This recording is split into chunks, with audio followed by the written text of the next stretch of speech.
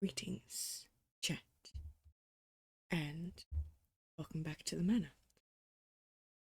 I forgot to fix my playing thing because it's still bugged. Oops.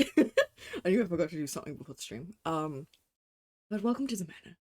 I am your humble host, Rune, and stream's technically a little later than it should be today. Normally I would go live. I need that to not be picked up by the mic. Go over there. Normally I would go live on 9 a.m. my time Thursdays, but I had some things in the morning and barely had any sleep, so I decided to nap. And so then I'm like, okay, when should I wake up? Okay, about this time. Therefore, we'll just do a 4 p.m. stream. It's fine. Um, but hello, hi. I hope you're all doing well. Um, it's been a wild last couple of days. Please ignore anything you hear in the background. I had to make a what's it called? A delivery thing for food be delivered to my door, and it told me it would be after stream started, and I was like, well, I don't want it standing out there for hours. I ask a flatmate of mine to pick it up. But yes, let's get into it while I'm still trying to wake up. Ba-ba-da-ba-ba-da-ba. There's the button. Alright, why we're here. If you do the fun little exclamation mark, spell experiment in the chat, you'll see that very brief summary of it, but here's the main one on the wall right now. So, I am running a little streaming social experiment, which is simply trying to hit Twitch affiliate without any of my content creator mutual friends and such knowing about it. They do know this account exists, just not by name. At least a good chunk of them do. Why am I doing this? Because it would be way too easy with their help. And there's no fun in that. There's no challenge, and so I'm trying to challenge myself. I've started to phrase it as a double life. But like in a good way. Where I have this streaming account here, and then I have my other streaming account, or like just account that I'm known about, which, my dear Vamplings, will be revealed in due time, once we finish this experiment. You will get to see it when we hit affiliate, I promise you. But yeah, that's basically it. I'm very tired and very cold. It is, if you're unaware, because I know most people that watch Twitch are in the northern hemisphere, it is the southern hemisphere for us, and it is going into winter, and it is very fucking cold. It's a time. It's a time. So if I make any like brrr kind of noises, it's just me being cold. I have a heater on, and I have my PC. Both things are warm, but like in a healthy PC warm way, in a healthy heater warm way. I need to stop yapping. You should get in the game. That one, and then that. It just got hit with the music. Goddamn, that was just a boom. All right. Also, I will be muting my mic quite sporadically, because I haven't eaten today. So I will be slowly snacking on stuff as we continue on. And we'll probably be choking on it, as it just did there. So let's continue, shall we? By doing dumb things. We had gone on to the different one from here, but this is Ashton. We're on Ashton's POV. As you were not aware, he's here. That's so loud in my own ears. There we go. So we are playing at the moment Ashton Frey. He is a police detective. And he is a time. He's like one of those kind of, I would consider him like a good cop if you want to, go down that route, but I'm not going to get into the whole cop debate today. I don't want to be political. But he's trying to help solve this Anselm Butcher mystery case, which is all these different disappearances and such, and all these brutal fucking murders, and it turns out they're actually related to the curse going on in the Umagard mansion, which involves, you know, this little letter here, you know, what the game's named after. And so he's going through it. All of his friends are going through it, which is Isabella, Isabella, Zachary, and Rebecca. All of them are like, you know, a thing. His case mainly he's been looking after. You can't see him on here because we have yet to do his chapter, but Hannah's husband, Luke Wright, who's done some pretty devious shit, and he just got taken off the case. And he's just like, okay, well, what the fuck am I gonna do? I'm being haunted by a ghost. What the fuck am I supposed to do here? So if we go here real quick,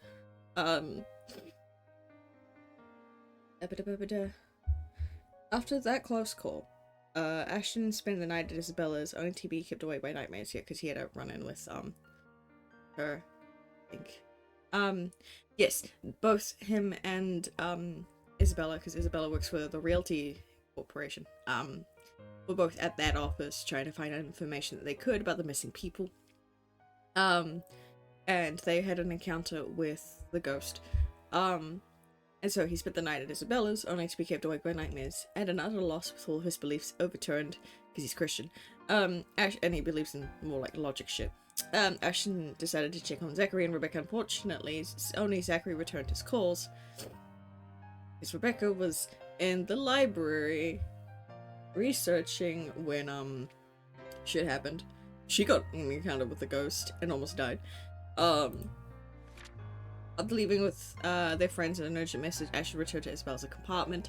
He found the girl already up and about cooking. Seeing his exhaustion, Isabella reminded him that he should take care of himself first and offered him food. With an thanks, he accepted. See, Zach thought we were at the mansion. Like, thought Ashton was. That's the ghost thing. But it turns out, no, Ashton was not. Zachary arrived at Salem well, tired and frazzled upon learning that he had come to the Umagard mansion that morning. Ashton could only express his relief when he was safe.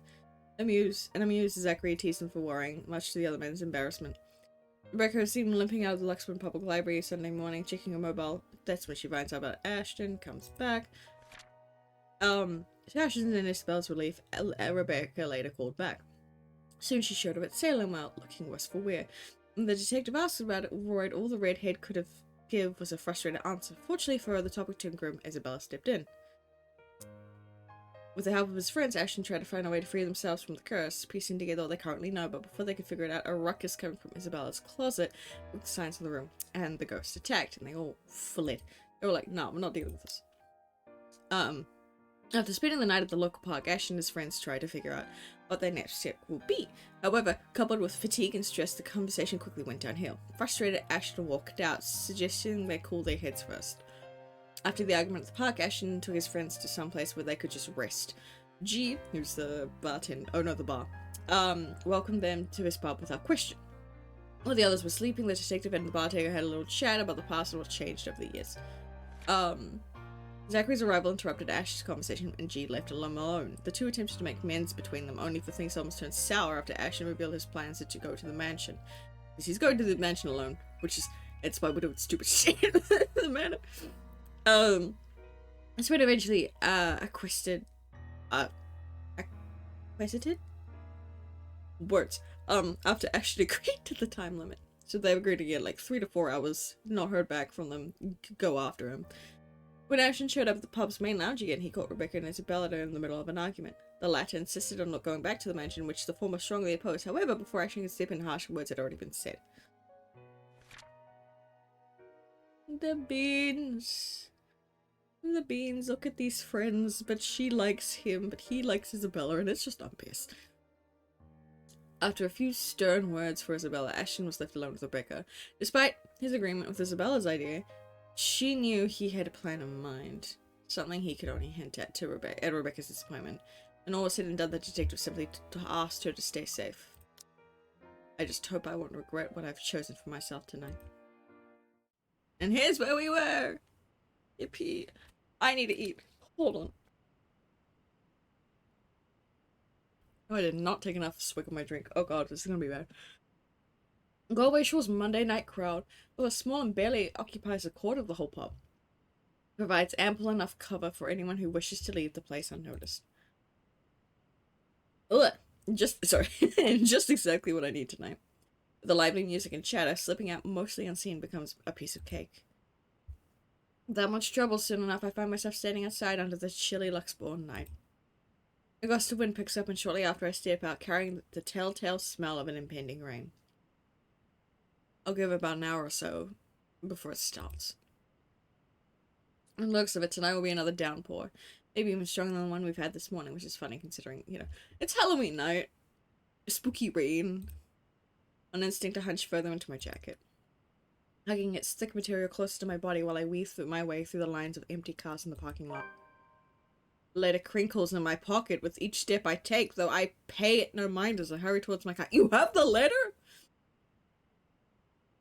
Bro, what did you... Pardon me. I nicked it minutes ago from Isabella's belongings on my way out. If this is all connected, I need this damn piece of paper with me. What do you mean you... Oh god. Oh, how long is this? Have I gone too far now? Nope. Hold on. What? Alright. Wild. This is us taking the letter. This is us not taking the letter? I'm terrified to know this. This is probably Isabella died. However ridiculous it sounds, I'm quite sure it won't be missed either, but I can't waste time here and wait for her to find out, can I? You know, when she finds out, it's gone. She's gonna panic, because that means anyone could see it, and more people would be cursed. 4 hours is all I'm giving myself to get this done. 3 if I'm inclined to do go by the man's rule set. But when have I ever? Regardless of how generous that is, each second's just as important as the next. So I hurry, one footstep over the other, echoing as I make a beeline for my car. But as with every plan, problems crop up the last second. It's practically a universal rule. And it does. In the form of a lone figure waiting for me next to my car. Rebecca! Rebecca turns just as I near the corners of her mouth, twitching up in a wirish smile. She offers no greeting except for a slight tilt of her head as she called you out. Even if my pace slows, I look at her with all the unvoiced questions in my eyes. She remains wordless, merely throwing her head back and shifting her attention up at the starless sky when I come up to stand beside her. Another gust of wind blows as she breathes out a sigh, thick with something. Ugh! My apologies. Thick with something close to resignation. The breeze carries all of it away, while she hugs her arms closer to herself to keep warm, which raises the question why she's out here. The air's already heavy with the promise of rain, with clouds obscuring the view. There's really nothing left to look at but a dark blanket of nothingness. Still, she stands here as if she's intentionally waiting for everything to fall. That, or she's here for some other reason. But before I can voice a single word, express a disapproval of any kind, she raises a halting hand at me, sharply cutting off the rest of my question. I'm not here to stop you. Wherever it is you're planning to go off tonight, I won't be able to anyway. You look like you've already made up your mind. Go back inside. It's going to rain soon. It'll probably be even heavier than the downpour we had this morning. You wouldn't want to be caught in it. I will, in a moment. I just want to stay out here a bit for some air, away from the noise inside. Everything's been so chaotic these days. This little break is nice, even if it means standing in the middle of a parking lot, of all places. Getting out of this mess would definitely be better, but hey, you take what you can get, right? It'll be over soon.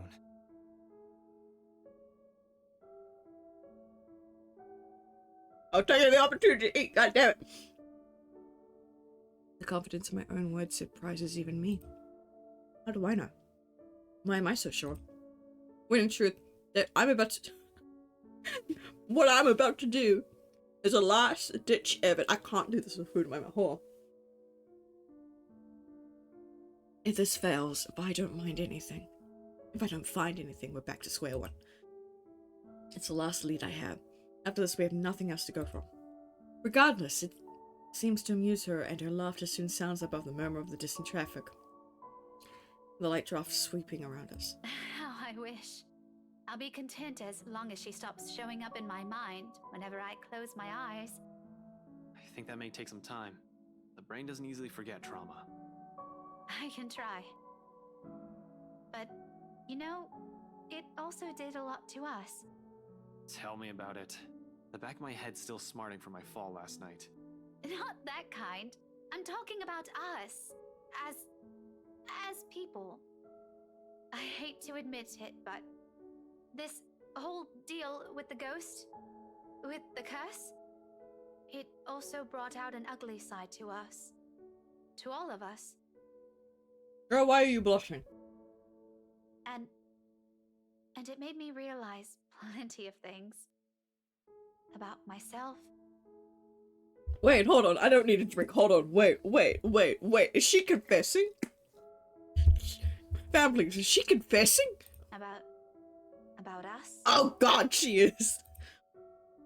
The record trails off. Suddenly, a pensive expression spread across her face. I've seen it countless of times before. And every time I see it on her, it usually is followed by a memory. A silly story, even something embarrassing I've said from childhood. Unlike me, who'll much rather forget, she remembers each of them so easily. And after a short bout of silence, when she smiles, I know this is one of those times again. Do you remember that one time, back in secondary? Which one? We did a lot of dumb things back then. Well, I did, but you get the point. Yep, no, he seems the type. Mandy. I thought you still don't like her. Don't tell me you've kept in contact with her. Are you guys friends now or something? Oh no. We do see each other sometimes. On the way to work or when I go out for lunch, but it's nothing like that. What the fuck is Mandy? We're not friends. Not in this lifetime. I don't think so. I don't think we'll ever get along, but if it wasn't for her, we wouldn't even be friends, yeah? Oh, probably a bully. You stood up for me that day. And from then on, things have changed. She makes it sound like I'm some sort of hero. Mandy was in the wrong. Of course I'll defend her. If no one's going to stand up for her, then who else will? No, that's good. Chances are, it would have escalated, and who knows, maybe she would have stopped going to school or transferred. Any decent human being with an ounce of sense any decent human being with an ounce of sense should know better. I acted because I know what I'm doing is what's right. It's as simple as that. Yet she smiles as if it's worth more than that. A fondness that goes beyond nostalgia. I guess what I'm trying to get at is, this time, I don't want this to go unsaid. She's confessing. You know, just in case something happens. No, not the I love you and then dies trope. No. Ash. Oh god. I've always been in love with you. I was right! She confessed! She confessed! Oh my god. She says it so plainly, holding my gaze and in a voice too frank that her admission stuns me into silence. Like the wind has suddenly been knocked out of me in one fell swoop. No words will form. Not even a single coherent thought as the meaning of her words bear down on me. Nevertheless, she continues, desperate to express everything she has kept to herself all these years. This is what the fondness is. Why, for her, it weighs heavier than any feelings of nostalgia can carry. Since that time in secondary? Since I made that promise to never leave? Oh, baby. I've always truly loved you. Afterwards, there's relief, a weight suddenly being lifted from her shoulders after so long. Because they're in their late 20s, guys. She's been holding this in for like over 10 years. She closes her eyes and lets out a breath. And when she looks back at me, though there's nothing but hope in them, eyes that are searching for an answer. Facing the sincerity behind her words, I find myself grasping, scrambling for the words. As much as it pains me to admit, I can't give her the same affection she's asking for me. Wait. Hold on. Hold the phone. Wait, are you telling me that there's a chance that, like, yes, there's a like? Are you telling me there's a I fucked up, boys. Wait, what's their relationship at? I fucked up, boys.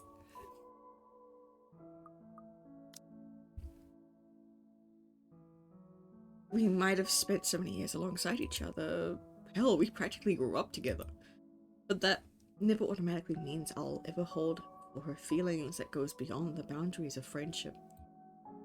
I do appreciate her presence in my life. I'm more than glad that she has stuck with me even through the toughest moments. Even when she finds me difficult or aggravating. However, it's really all there is to it. She's a close, important friend to me, but nothing more. Rebecca, I'm... Why are you blushing? Are you blushing out of embarrassment because you don't return her feelings? I draw a breath, ragged and sure. Uncertain how and which words to put together so it will hurt her less. The words might have... so the wounds they might leave won't be as deep or scar. But before I can even string up two phrases together, she lifts a hand to my mouth and silences me. The smile's on her face, kinder than every single one I've seen from her so far. It's nice to see it on her. It suits her more than the glares or the frowns. But at the same time, it only serves to baffle me. You don't have to answer me. Yeah, but you should... I should... No, I mean, you don't need to. Okay, now I'm really confused. One moment you're saying you've been in love with me since secondary, now you're telling me to shut up? If you want to interpret it like that, all right. No, really. Some explanation would be nice, Becca. Because a lot of things are going on right now, and I'm afraid I can't catch up. Especially with this curveball you just threw. Why's my phone going off? This is the wrong time to go off. I have confessions I'm going through. What is this? Shush. It means what it means, Ashton. You don't need to answer me. I don't really need to hear it anymore. Because she knows. She knows you don't see her the same way. It's not that I don't want to. Believe me, if I were the same person I was before this whole thing happened to us, I'd be elated, excited even. But like I said, I also realized some things. Understood myself more. Because she's insanely jealous of Isabella. Because she knows that Ash sees Isabella in the way that Rebecca sees Ashton. Ash, I did love you. Ever since we were kids, all those times you defended me from bullies. I don't think that's going to change anytime soon. Wait a minute. Even after this. Wait a minute. I got an achievement. Wait a minute. Have I gotten this achievement before? I need to open up Steam, actually. Hold on. Where is it? That one. That one. Oh, I've already gotten this achievement before. Boring. Okay. It was called a change of heart. I don't know if it popped up here. But at the end of the day, once you take a closer look at everything, it also turned me into a really selfish person. When you think about it, maybe the Ashton I loved isn't the one standing in front of me right now. Maybe all this time, I'm still clinging on to that aloof kid I met 17 years ago. I didn't even consider that you have a mind of your own. That one day, it won't just be the two of us. That you'll find someone else and it won't be me. It'll be Isabella. I'm sorry, Becca. I'm not even sure what I'm apologizing for, that I can't return her feelings. Or because I'm somehow holding myself responsible for this, even if up until now I have no idea how she felt. You are a very oblivious boy. Regardless, she continues to smile through all of it. It's not your fault. Don't say that. I'm the one who should apologize. Since I suddenly sprung this up on you when you have other things to do. Hey Zach, can we extend it to like 4.5 hours because Rebecca has, distracted me? I just thought I should let you know, so I can finally let this whole thing go. One question though. Oh god. Are you going to tell her? Yes! She called it! I knew it! Tell what to who? I pause, frowning. A brief moment of doubt while I try to figure out what she's talking about all of a sudden. When I finally sinks in who my bewilderment hastily gives off way too utter embarrassment. Bro was embarrassed because the person that has a crush on him figured out who he has a crush on. Bro, love is so weird. Oh. Oh, that was beautiful. I can't breathe. Oh, shit. Mute. I love that. I love that. Oh my god. Heat abruptly crawls up my face, no matter my efforts to keep it down. In the end, I can only look away from her, afraid of what else she'll see in it. Did you really think no one would notice? Was it that obvious? Yes. It was surprisingly easy to tell. But that was probably because I've known you longer than anyone. Oh no, it's very obvious. Even I can tell. When I first played this game, like, when did this come out? 2017? When I played this game, like, almost a decade ago, I could easily tell. Fuck, who else knows? Me. My whole fandom base. I don't know what to call you all. Babblings. My chat, my fans, everyone else who has played this game. I think Zach suspects. Shit. You're embarrassingly lame when you're trying too hard. It's almost painful to watch. Don't worry. With your terrible way of flirting and knowing her, I'm quite sure Belle has no idea, even now. Not even a clue. I'm like pretty sure that's correct, yeah. Harsh, Rebecca. Really harsh. I could use a vote of confidence, you know. And she laughs loud. The kind that's free of any burden, ringing above the wind, slowly picking up as the storm clouds approach. With it, however, the awkward atmosphere lifts at last. There's only that camaraderie we've shared since meeting in that classroom 17 years ago. I'm serious though. Tell her. And if you ever make her cry, I'll hit you with every damn history book I have on my shelf. Clear? I love the fact she's like, I love you, but I know you love my best friend. So if you hurt my best friend, I'ma hurt you. Noted, ma'am. Anyway, thanks for hearing me out. I won't keep you long. I know you have things to do. Yeah, he's gonna be dumb. I'm glad you confessed. Just promise me you'll be careful, alright? She doesn't wait for an answer. Instead, she gives me a push with a force only heavy enough to throw me off balance. Caught unawares by the gesture, for a few moments I fight for purchase against my car's trunk, bracing my head on its smooth surface. But when I look up, with a string of reprimands already at the tip of my tongue, Rebecca's already halfway through the parking lot. There's a small skip in her steps while the breeze carries the light tune she's whistling. On a whim, I let its notes be the last thing I commit to memory before slipping inside my car and driving off. It sounds like a new beginning, more than anything. Another reason to be optimistic. Within 10 minutes, I'm driving out of Luxburn and heading straight for Handsome Village. In the distance, flashes of lightning light up on the horizon. Oh, we're fucked, chat. White and sharp against the black curtain of the night. Thunder threatens with a rumble. Seconds later, echoing long across the sky. When with one last roar, the skies open in earnest. Oh, it's midnight. Oh no. Oh no. Oh no. We're doing this now? At midnight? Oh god.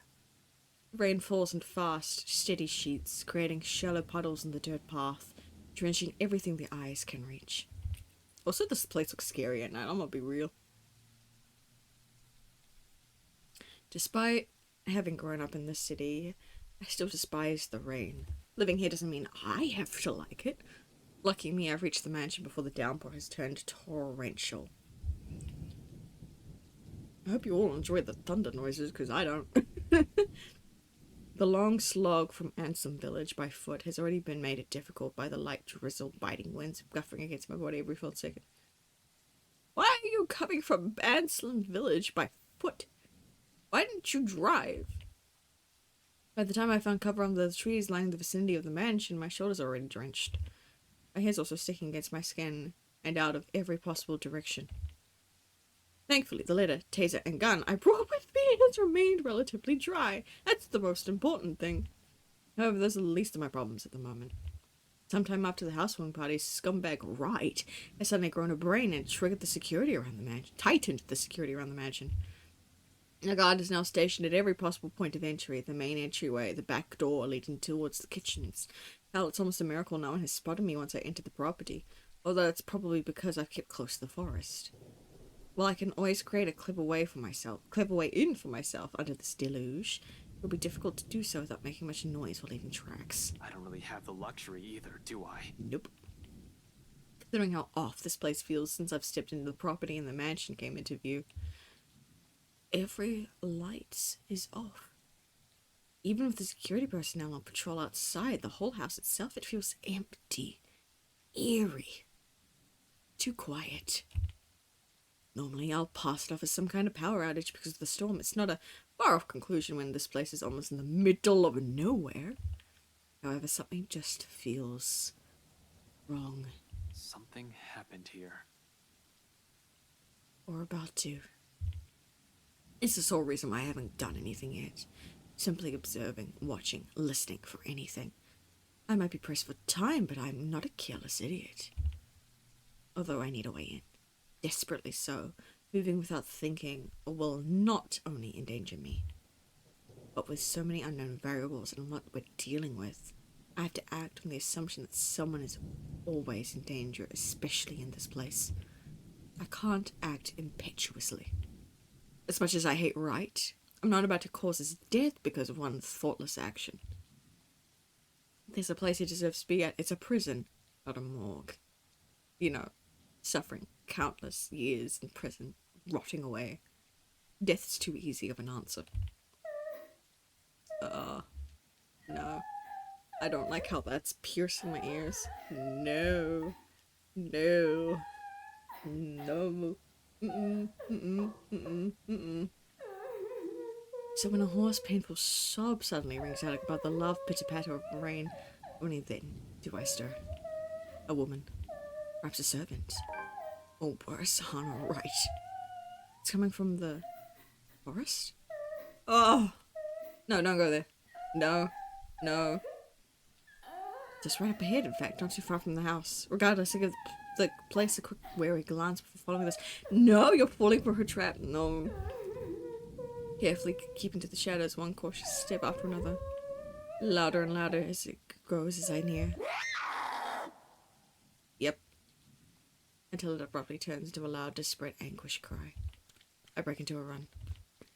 One nervous hand ready on the gun holstered at my hip, and the other raised for balance as I scurry across the dense understory. Dead leaves crunch under my shoes, but I pay no mind. There's only the voice, the woman, and nothing. Abruptly, it all stops, and I'm met with a sudden hush. Yeah, you're fucked. Blank. Empty. Almost deafening in its stillness, even with my labored breathing and pounding heartbeats against my ears. Behind me, another branch breaks and...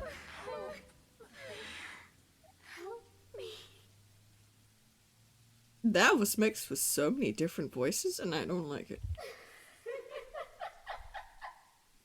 Dread surges within me while I spin around to take a hard step back, ignoring the chilly pinpricks crawling at the back of my neck. But before I can even meet her eyes, the board unexpectedly pitches sideways, tilting and tilting until the ground beneath me finally crumbles. My hands fight for purchase, only to meet air. By then it's too late. My foot slips further than the rest of my body follows. Did we just kill Ash? Ah, fuck. Ah, fuck. Did we just kill Ash? Dark spots blur the edges of my vision. Black tendrils twist and coil around my limbs. Soft footfalls echo from the far distance, scurrying, scampering, moving in an odd rhythm, the sharp, piercing notes of her laughter. But more than that are the voices, lacing venom inside every crevice in my head. Murmurs that jeer, scoff, and deride. Over. Because you didn't listen. And over. It's all your fault. And over again. Did you believe me? A reminder of what I failed to do and who I failed. What I'm trying to desperately fix. A scream threatens to burst. My throat closes off ever so slowly. A chill seeps into my every nerve of my body, washing away every sensation of me apart from one. There is only fear. I'm not gonna lie, I jumped a little at the fucking giggle. Once again, her laughter echoes a sound both bitter and unforgiving, which is the last thing I hear before she reaches for me. The ground trembles. The world slows to a stop. Oh, thank fuck we're here. Oh, thank fuck. Oh, thank fuck we're here. Okay, can we find Marianne, please? She's been here for like a weekend, please. Half darkness greets me and my eyes finally snap open. The soft patter of dripping water somewhere spurring my consciousness further. For a few short moments I remain still, blinking away the dizziness, allowing my vision to adjust. The lack of light in my breathing even out first before pushing myself on one arm, attempting to stand. Turning alone is a struggle on its own. An inch of movement sends a sharp pain. Sends a stab of sharp pain right up my arms and my back, giving me another pause. Shit. I hope I didn't break anything. Fuck. Doesn't seem to be any injury or major fracture, although the whole of my back does feel sore and raw. Probably from where I've skidded down prior to landing myself here. A comforting thought. The second attempt comes easier later, though no less painful. And by the time I'm back on my feet, the exertion has left me gasping at short, shallow breaths and leaning heavily on the wall nearest to me. Behind me, a light draft blows in from where I've fallen in. Coming in short, sharp bursts into what's apparently an underground tunnel that brings in the fresh, earthly smell of rain from the topside. Regardless, it fails to mask the old, musty stench of the place, a mixture of mold, mildew, dust, grease, and something distinctly foul. Please tell me Marianne's not dead. Like death. Please tell me that's not Marianne we're smelling. More worrisome than the putrid, festering smell, however, are the cells that line both sides of the tunnel. Under the dim light, I can barely make out what's inside some of them, but I already have a few ideas, all of which I refuse to delve into at the moment. Knowing how long this mansion has stood. Somehow, no matter how unexpected finding the existence of this place is, it isn't too surprising. I wonder if Scumbag knows about this. I can assure you he probably does not. Probably not, unless he's also the kind of person who takes joy in inflicting this kind of suffering on others. I don't really think so. He's rotten to the core, but not that rotten. He'll probably balk at this, move out at the first opportunity, and have it demolished. The very idea of what occurred in this place years ago makes me real as well. I've known long ago places like this tend to hold secrets. This, though? If this is just the tip of the iceberg? I fear what I may discover in the mansion itself and the tale behind that fucking letter. But fear's inconsequential, and as unpleasant as the sight of this is, the place might also be the only way for me to get inside, unnoticed. Sighing and making one last gulp of clean air, I push away from the wall and delve deeper into the passage. Let's just hope it'll be smooth sailing from here on. Please find Marianne, I'm begging. Turns out that alone is too much of an ask for this early. Oh, whoa. Marianne, I hear you. 20 paces into another sound abruptly rises from the footfalls, rebounding off the hollow walls and echoing inaudibly across the whole span of the tunnel before fading away just as swiftly as it rang. I pause, nevertheless, straining my ears for more of it while I gradually move my hand to my side, slow and steady until the tips of my fingers brush off the gun's handle. Although cold against my skin, it's the closest thing I have to comfort at the moment. For a long minute, I wait, hold my breath, watching every form, edge, and shadow of the corner of my vision for any movement. Ugh, I can read. After a heartbeat nothing, I allow the tension to ease out of me in the form of a long, slow exhale that reverberates around the whole passage. Who's there? Marianne! Perhaps it's because of what happened earlier and how I ended up here, or maybe it's just because of my training. But in spite of the panic and fear in that voice, I don't immediately answer. Instead, I pull my gun free from its holster and wordlessly draw closer to where the voice rings out once again. Afraid. Frantic. Weak? I'm asking you a question. Who's there? Marianne! Steve Gambling, hello! How's it going? That's going pretty well. I'm playing this terrible horror game in the cold of winter, and I'm like, we're almost at the end of this chapter, I'm assuming. I think. Hold on. How far are we? We're halfway? Halfway? Never 2/3. We're fine. How are you, though?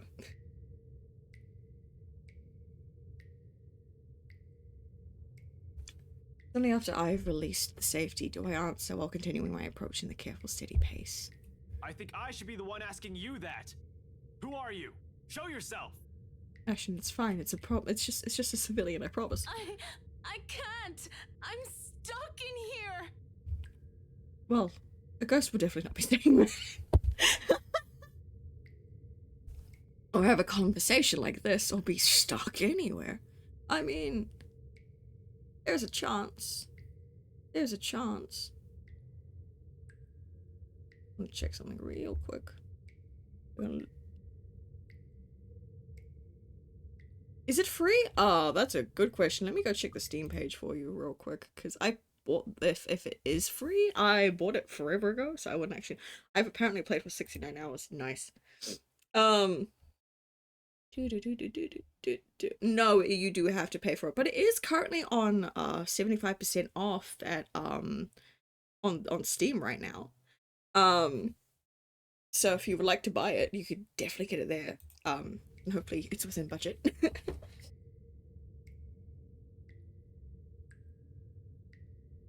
And as if to prove the point, she extends a hand from one of the cells ahead and waves. Then she pulls back, grips the iron bars, and rattles it tightly. That's great, I'll definitely check it out. Awesome. It's a fun game. It's like one of my it's like one of my favorite visual novels. It's like the only horror visual novel that has gripped me so much. Like I've played this since 2019. That was the first time I ever played this. Do you play any other games besides this? Would you recommend to me? Let's see. It depends on kind of what your genre is that you kind of like. Like in terms of visual novels, I've played things like A Date with Death, which is a really fun one. Which basically you are trying to you've made a deal with this Grim Reaper who's trying to take your soul, and you've got a week kind of thing. It's also like a dating sim. A lot of visual novels I played are dating sims because they're fun. Minecraft's also fun. I dabble in that every now and then on here, mainly on MCCI. I might do some other things Minecraft related later on. I'm also currently doing a playthrough of Date Everything. That's also pretty expensive at the moment though. Fun games, if you're into chill cozy games, I cannot recommend Stardew Valley enough. I would that and Slime Rancher. Those are games I do plan on playing on this channel in the far future. What's stopping me though is I am the one that creates all my assets here, and so I need time to make a little different skin for my PNG tuber, because during farming games and little cozy simulations like that, I would like to have a cute little farmer skin for my little avatar here. So that's in the progress. Yeah, those are some fun games. By the way, your pretty taste in games, I like it. Thank you. I'm a casual gamer boy. I would like to say myself. I'm not a big fan of the really popular first person shooter games, but I'm into just fun, cozy things like that. Okay, and okay, no, I've read that. I can't get out! Can you help? Yippee. In 5 quick steps, I'm standing in front of the cell, and sure enough, a woman's inside. Slumped on the floor, holding the bars with shaking hands, clinging to it if it's the only thing keeping her upright. It's not just any woman. You? McLaughlin? McCollin. The same time I've met G 5 days ago, smashed drunk and babbling her frustrations about her employers. Holmes? I forgot that conversation. No, not McLaughlin. McCullough. Marianne McCullough, famous interior designer extraordinaire. Not so extraordinary now with how exhausted and feeble she looks, trapped in a jail cell of all things. Her breathing shallow and this paleness to her complexion, sunken eyes, cracked lips, dry skin. All signs are pointing to starvation and dehydration. Yeah, she's been here since, what's the date today? It's the 1st of November, which I think is a Tuesday in this game. She's been stuck here since Friday. So she's very close to dying from just dehydration alone. What? You How long have you been stuck in here? 3 days? 4? I don't know. I have no idea anymore. The fact you were able to keep track of it that well, despite the fact of being down here with nothing but a, or showed in like a previous chapter when she got put down here, was she had like a recording camera that was in the same cell with her, and it showed her how the letter was made. Because this is called The Letter, which if I were to pull up the journal here, it's this little thing here. And it showed some things in that regard. It's really interesting in that. I just fell in, and that woman... Yes, Makala also has to deal with that woman, Ash. Whatever! Can you get me out of here? Please! In a moment. But here, go feed yourself first before you fall over. I fish out an energy bar from my pocket and hand it to her. She's lucky I always have one on my person. For sudden emergencies or extended stakeouts, a little sugar to keep me going. Like any starving person, she wastes no time making a grab for it, unwrapping it straight away and taking the whole mouthfuls of it. Wild. Relief washes over her face on the first bite alone. Although she's going to need more than that if she was... Hold on, I read that wrong. If she's going to need more than that if what she has said is true. It's fine. It's fine. If you break out of here, make it into the proper mansion, you can just go to the kitchen and get her some food. It's fine. I don't think Wright would mind. And for the moment, it's enough to keep her alive.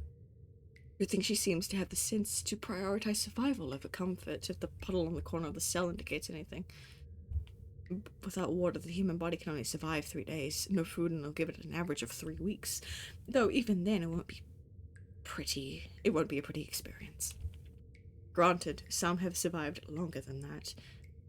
She's still fortunate I found her when I did. Yes, and I'm glad you did. Now to get her out. My bobby pins won't be of any use here, not like I need it. Unlike the ones we have at the precinct, a simple barrel hinge holds the gates to this cell together.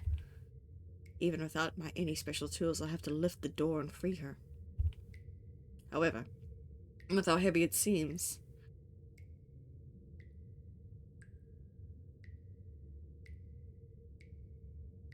Cool. I'm a little, words.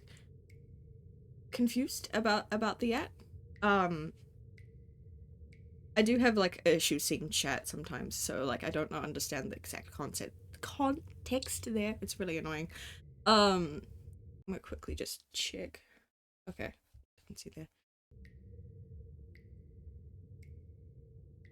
However, without heavy, it seems I need a lever of some sort to help. What are you looking for? I love the fact that they got the voice actor to like literally just pretend like they're eating or actually have food in their mouth when they say that. That's so good. Some wood, a 2x4, I guess, a plank or a pipe, anything I can use as a lever. Wait here. The hallway yields nothing but dust, dirt, and a few rusted chains scattered about. Oh, they move! I did not know that. That's so cool. I was just trying to study the chains to see if they are in fact rusted, and you kind of can make it up, but they move. Ah, that's cool. I did not finish that. Hold on. Well, I may find something on one of the open cells. Do you stream daily? I do not. I stream Tuesdays, Thursdays, and the weekends, for my time. Which is New Zealand Standard Time. Usually it would be about like 9 AM, especially on the weekends it's 9 AM. I would love to be able to stream daily, but I do not have the time for that. One moment, I need to sneeze.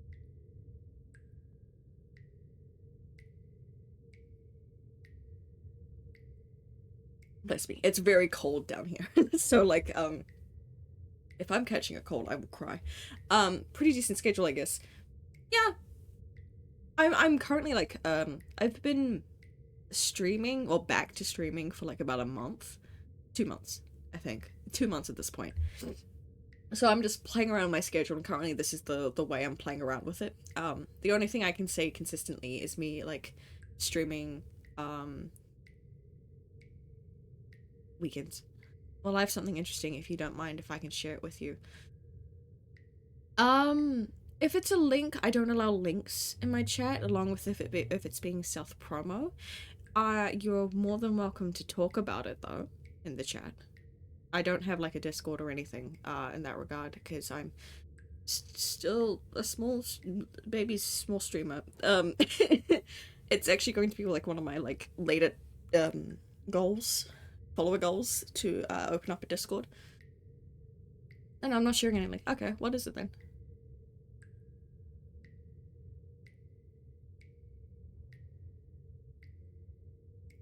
Gotta have another person trapped in here. However, Makala ended up inside. Well, there's no. My head snaps back to her. Oh, that's fun.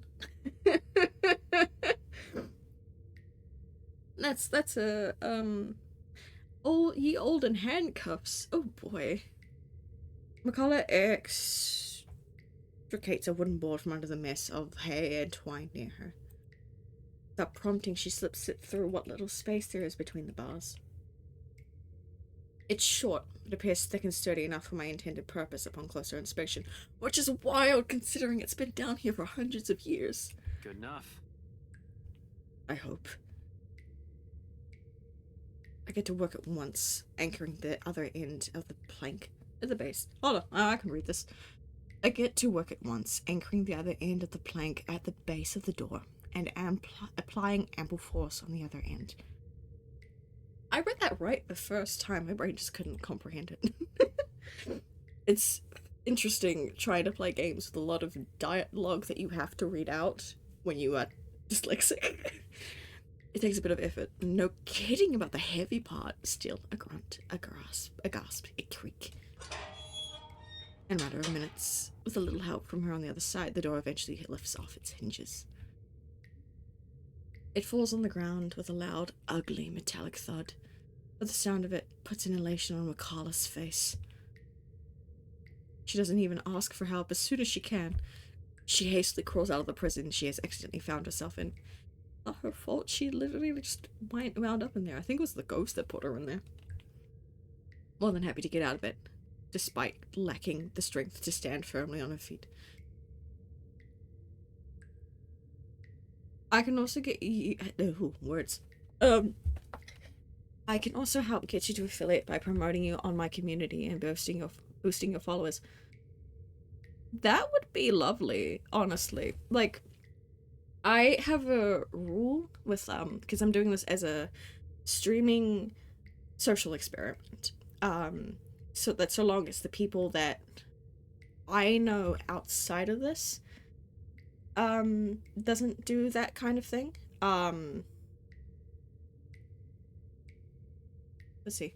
Actually, I'm an artist that would have been working with streamers for about 4 to 5 years on a commission. Would love to customize something for you in a friendly budget. So would you like to see some of my create? No, thank you. I appreciate it, but no, thank you.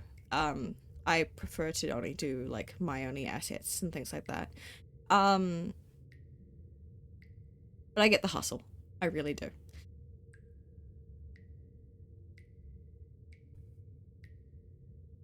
More than happy to get out of it despite... Okay, no, I read that. Thank you. Thank you so much. Prison break. Let's go. I think it would have been really cool to have, like, how do I phrase this? Changed up what she looks like to have her, like, look roughed and doubled for her being underneath there. But that's fine.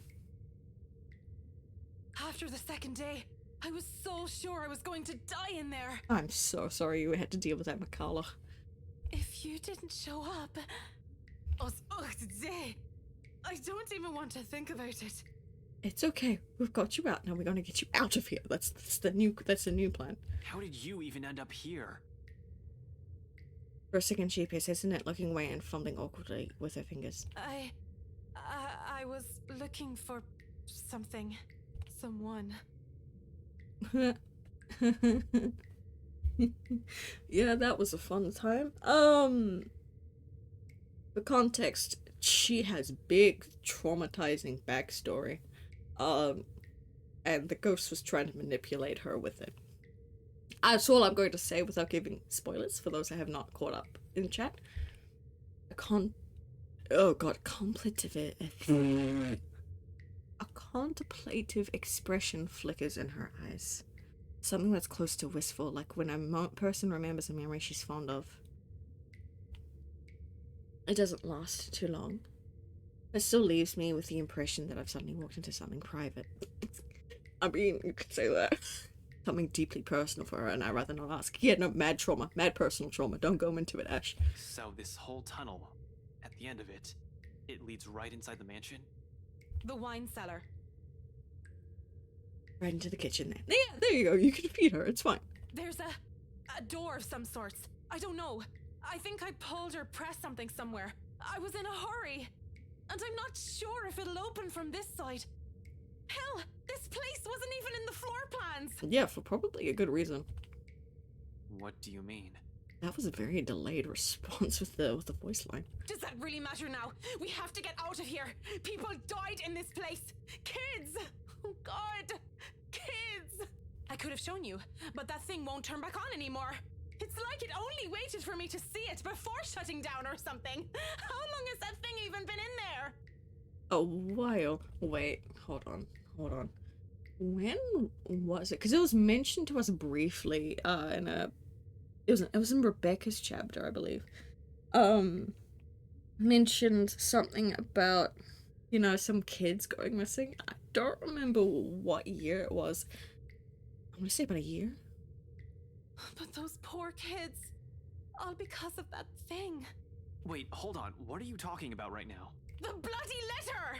Ever since I've read that thing, since that day at the open house, she won't leave me. But it should be fine now, right? I broke it. I broke all of it. She shouldn't be able to do anything now. Mikala, one at a time. It's all that fucking paper's fault! Oh God. Oh God. It's okay, Mikala. Ashen, you're dealing with someone who's frantic, dehydrated, and needs help. Dear Lord in St. Adelaide, bless those poor souls. We're not safe here. We need to leave. If we stay here any longer... Mikalo! Abruptly, she stops, looks back at me with wild, panic-stricken eyes. I've seen enough of this so many times these past few days from my own friends, even. To know that she's seen things, the kind that'll easily make any person go mad. And perhaps we slowly are. The longer this takes, the faster our descent into it becomes. I can't even tell which one's worse, death or this. Seems like no matter what we end up with, there'll be something horrible waiting for us. I need to hurry. Listen, I need to get inside this place, and you're more familiar with its layout. If you can help me... What? No! Why would I go back? Are you sure you haven't gotten raving mad yet? An exit's right here. And this business with the letter has to end at some point. Look, I know you're not very fond of Luke Wright. Damn right I'm not. He can just go. But are you really sure you want to leave him like this? Or Hana. And what about his wife? Yeah, that strikes a chord. She falters, grows quiet as this attention lifts from her and her shoulders slump. I do understand her issues with this. In fact, she doesn't have to go with me, only tell enough info so I can figure this out on my own. She can always leave afterwards, be done with this whole damn mansion and later, and the other end of the tunnel leads right into the forest. It'll provide ample cover for her to be able to slip out of the property unnoticed. All the same, she steels herself and squares her shoulders. Just until the kitchens. That's more than enough. She nods, albeit weakly. Then without another word, she gestures for me to follow, leading me further into the passage. Occasionally, she'll stop, find purchase on the wall to catch her breath, but throughout the short walk, she asks for neither a break nor assistance. I suppose that's something we have in common. Eventually, we get to a dead end. Although before I can question her on it, she begins palming for something on the wall. Tracing her fingers along the withered edges of bricks with a frown on her face. It should be somewhere here, I think. What the hell are you doing? She merely holds up a hand, begging for my silence and continues searching. Then, without warning, a few minutes later, something clicks. A portion of the wall shifts ajar to reveal a glimpse of another room. Bottles lining the walls, liquor barrels for aging, the wine cellar. Indeed. The ladder to the kitchen is on the far end of this room. Surreal. This is all nothing but a surreal nightmare. But after everything, should this even surprise me? Ghosts, curses, hidden passages. I can't even bring myself to question the existence of this door anymore. I simply follow her to the undercroft without a single question, in spite of a number of them already swimming inside my head. As a kid, I used to crave for this kind of adventure. The stuff of mystery and detective novels, daring chases, interesting cases to solve, suspects to put behind bars, justice to serve. Yeah, see, now I see why you became a cop. I was blinded, I admit. No, I mean, it's good to have dreams. Now I simply want this to be over. We're in the wine cellar. It's midnight. Yeah, I caught it. We leave the door open in case there's a need for a quick exit, especially after she mentions it's only by chance she's ever been out of the door last time. Can't waste time finding the switch again on the occasion something goes horribly wrong. It's bound to be. With me feeling this high, strong, intense, I'm not even sure why I thought it would be a good idea to enlist Mikhala's help. Although she has been quite helpful so far, I can't shake off the horrible feeling something's going to happen to her if she stays with me. Even if I'm her safest bet, if she wants to get out of this place alive. You really believe that, don't you? No. No, Lorraine, fuck off. Lorraine, fuck off. Fuck off, Lorraine. I don't want to deal with you. Did you say something? Mikala pauses mid-step, turning to me confused. I didn't. You sure? I just heard. Don't you think I'll be the first person who'll know? Look, the ladder leading to the kitchen's up ahead. You might want to hurry. No, you first. I just want to be done with this place. You first, my dear. See? You dragged another one. This time, I'm sure. It's really a voice. Well, voices. Despite the look of protest Mikala shoots me, I find myself stopping and looking for it, searching the immediate surrounding of the familiar form of the woman. I don't even venture far from where I'm standing. Just an arm's length away from me, a mirror shards litter the floor, and right on the biggest fragments. They speak. Oh no. Oh no. Oh god. We have. Hey, look, it's the image from the letter. We have Rebecca. We have Zach. I don't think that's Isabella. That's her. All singing the same mocking tune against my ears, letting it echo through the small undercroft. Murmurs and laughters, jeering and scolding and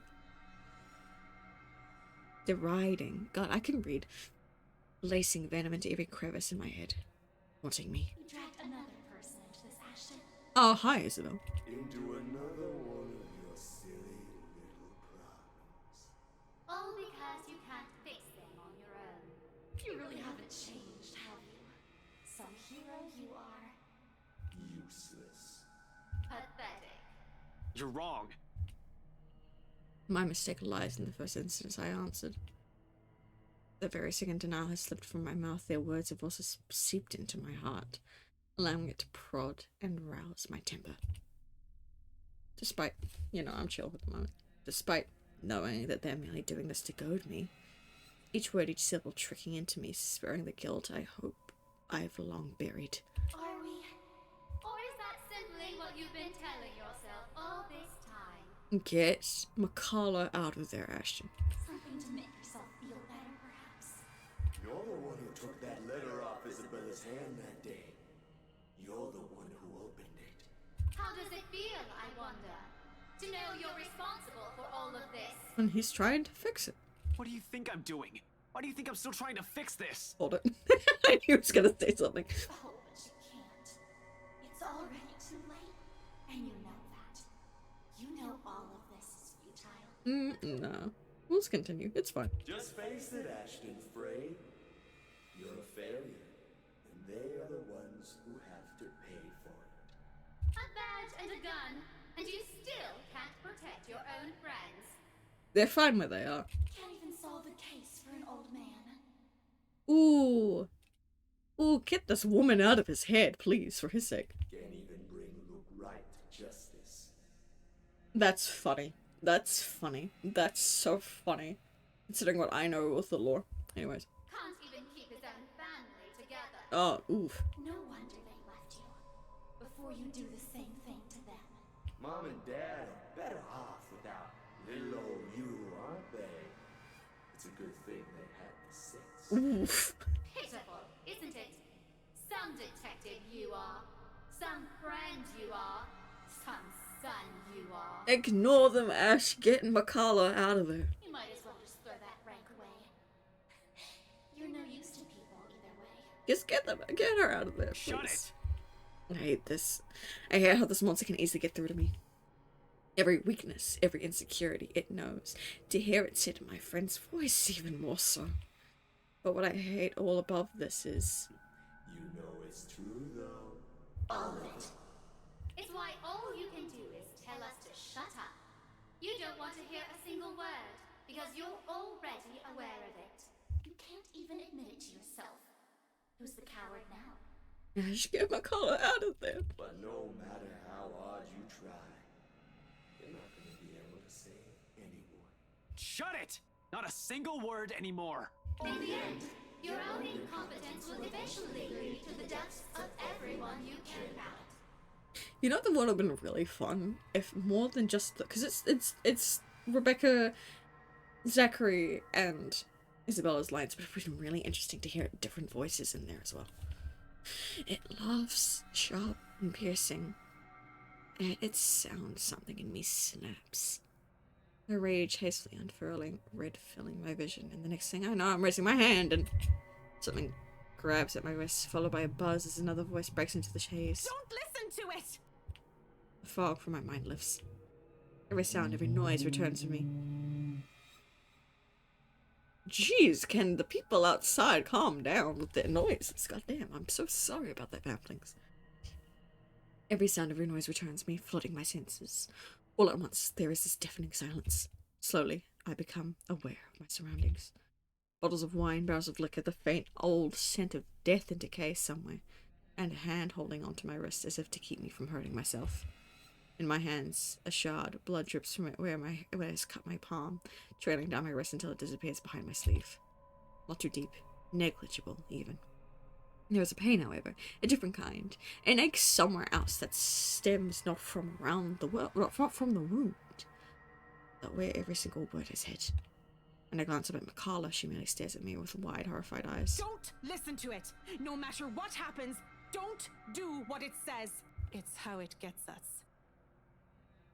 I grip on the shard falters, but only after I nod and drop it entirely does she release her grip. Afterwards, she simply steps back and looks away, hugging her arms closer to herself. She breathes a sigh, heavy. Perhaps weighted of her own guilt, for what this monster might have used against her. Yep, God, it was painful. Come on, we're getting close. She walks off without another comment, but there's worry in her as she gives fragments of one last glimpse. On the ground, they lay lifeless now. No more voices, no more insults. But even as I walk away, one whispered taunt continues to ring in my ears. It's useless, Ashton Frey. You are going to die. Uh-oh. And you are going to die alone. A fear. I cut it off. One that has been long clipped in the darkness of place of my heart. One that a small part of me wishes for. We're in the kitchen. Yippee! The trapdoor swings open without much fuss. It isn't even locked, probably left open for when Wright asks for some midnight snack. I make sure the coast is clear, of course, before I pull myself in and help Makala up. The butler of this is nowhere to be seen. Oh, I do not like the sounds of the fucking thunder. But that's me. He's probably sleeping, attending to his master, or doing some extra late night work before turning in for the night. Meanwhile, Wright won't touch anything to do with menial chores. Menial chores, I know the words. Not even a 10-foot, not even with a 10-foot pole. You know what? We're gonna, that might be a bit too loud. Thank you, Siri. God, they're going mad today, aren't they? Alright, there might be a little bit of... we'll find out when Sunday comes back in. No servants. No anyone. And it's just as easy as that. We'll win. We'll win. We're in. There we go. Gently, I close the hatch. If things go well, the same path will be our way out. If our luck doesn't hold, that's not an option now, is it? I have people waiting for me. I hate the fact that I just said, wait for me, coming through my head, goddammit. Oh, I don't like that noise. I really don't want to think what might happen. Sometimes it's best if we simply revel in little victories. The great blessings when everyone else is going against you. And in a place like this, fraught and with unknown dangers, it's a feeling that lasts only but a second. Suddenly a sob. Ringing up from some distant part of the house, echoing through its empty walls. No, I don't want to deal with you, woman. Beside me, slumped on the ground, pale and breathing heavily, Makala immediately tenses. Her eyes go wide as she grips the side of the counter with a force that might be enough to crack it, if only she had the strength. As it is, she can barely stand. She isn't fully recovered. Makes sense for the 3 or 4 days without proper food or water.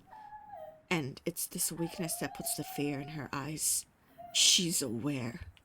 If something happens, if there's a need to run, she won't be able to. There's a liability. She's a liability at this point. Holmes, I really don't think going any further is a good idea. Look at this place. Everything seems fine. Nothing's off. Maybe we should just go? I really don't like the sound of that. You really don't have to come with me. Just until the kitchen, yeah? We're already here. You've done your part. From here on, I'm going on my own. No, listen to Makala. She can't be alone. She'll die. Yes, I said that, but... Can you even stand? She doesn't answer. You'll only be putting yourself in more danger if you follow after me. You have an easy way out of here. Stay here. Once you're okay, I need you to get yourself out of this place. What? I'm not going to leave you! Well, I'm not taking you with me either, lady. So it's here or out there. You really are mad, aren't you? Probably all will be, if no one fixes this little curse problem we have. You think you'll find something in here? This is just a mansion, for God's sake! No, there's so many things you can find here. Maybe. It's worth a shot. Who? Right. He might be knee-deep in trouble and he has no idea about it. Makala still appears as if she's about to agree. Argue. Argue and agree are two completely different words. So instead of more words, I unholster my taser and hand it to her. It's standard issue for every member of Luxborn police force, but it shouldn't take a genius to know how to aim and fire one. Even Isabella may just be able to use it without training. Yet Miss Interior Design Extraordinaire stares at it as if I've just handed her something particularly nasty. Listen, you want to wait? Fine. I'm leaving this with you. But if I don't come back here within 15 minutes, I want you to backtrack and get the hell out of here. Are you daft, Holmes? I already told you! In case something goes wrong, I need someone who can tell people what's going on. Who can tell my friends what might have happened here. They're at the crawl. You know the place, right? I trail off, letting the meaning of my words hang in the air. He just went, I'm going on a suicide mission? Tell my friends I love them. I want to be optimistic about this, really. However, I'm going against something almost everyone can't quite understand. I'm just being realistic with my chances. Makala just seems to understand this as well after what I've said. I don't want window security going off right now. I'm streaming. Go away. Thank you. Any sign of protest has already died from her tongue, and she simply looks at the taser quietly. After a moment, she just nods. It's so loud! Ah! I don't like the thunder. I don't like that either. I don't like that either. I don't like that either. No, shush, shush, shush, shush, shush, shush, ghost. I don't care about you. Go away. Go away. Shoot. Beyond the walls of this room, the cries continue to be so loud in my ears. They continue to grow louder, and I take it as a sign to leave. Without another word, I step out of the door. Like a siren call, her voice beckons. That's one way to put it. Finding out who that is seems a good place to start as any.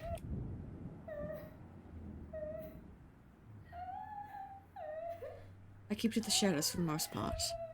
Not that there's any need to, my entire place just feels empty. Odd when a house this big should have a large staff. You'd think there'll be 1 or 2 roaming around for some late night chores or someone seeking out whatever's creating this ruckus candy. Ma'am! Thunder! Shush, both of you. If my volumes are a little off, please let me know. It's none, however. Shouldn't they have security posted inside as well? Unless that security means the butler, though I doubt scumbag's that sloppy. He loves his life more than anything. Probably more than his own wife. And the things he's done, he's bound to make more than an enemy or two. He's also the kind who'll do anything to keep himself safe. Alive. I wonder what he'll say when he finds out that there's something not human living with him in his own house. Oh, he won't believe you. Potential dangers aside, being my own grants me a... No, thunder. Shush. Being on my own grants me a greater degree of mobility, which I'm more comfortable with. Sure, I could have enlisted Mikala's help. You should have. You should have, but obviously I don't think I could have convinced her otherwise. Where are we on the tree now? Oh, jeez. We're running through. I think we'll be able to hit... like, judging by how close we are... There's a height? No, never mind. No, I take that back. I take that back. We're not hitting Luke today. Next to the people who owns this, she's probably one of the most familiar with the mansion. But the cons of bringing her outweigh the pros. She's better off somewhere with a quick exit in sight. With no tag along. I only have to worry about myself. Watch my back. Selfish, I know. But necessary. In the same manner this whole plan is, no matter how idiotic going into this is. Besides, I don't really need a guide when the house's layout is fairly simple, almost mirrored with only a few modifications in the rooms. Although I've only been here once, I think I already have a good grasp of this place ins and outs. As long as you can tell which is east and west, you shouldn't be hard to find my way around. After the dining room, the main foyer should be the next thing that greets me, where the woman's cries are leading me. Honestly, after what happened outside, I'm not even sure if I should be trusting what I'm hearing. Shush! Shush! I'm trying to provide narration. The whole house, somehow, feels devoid of any of its inhabitants. I'm inclined to look into this. More than surviving this curse, a huge part of this is my training speaking. I just hope this isn't a crime scene I'm walking into. Oh, that would be kind of fun to report to the chief if you were. But nothing's ever that simple, isn't it? Not when you're dealing with the supernatural. Nope. Because as soon as my feet cross into the next room, I want to click the next button. Something shifts.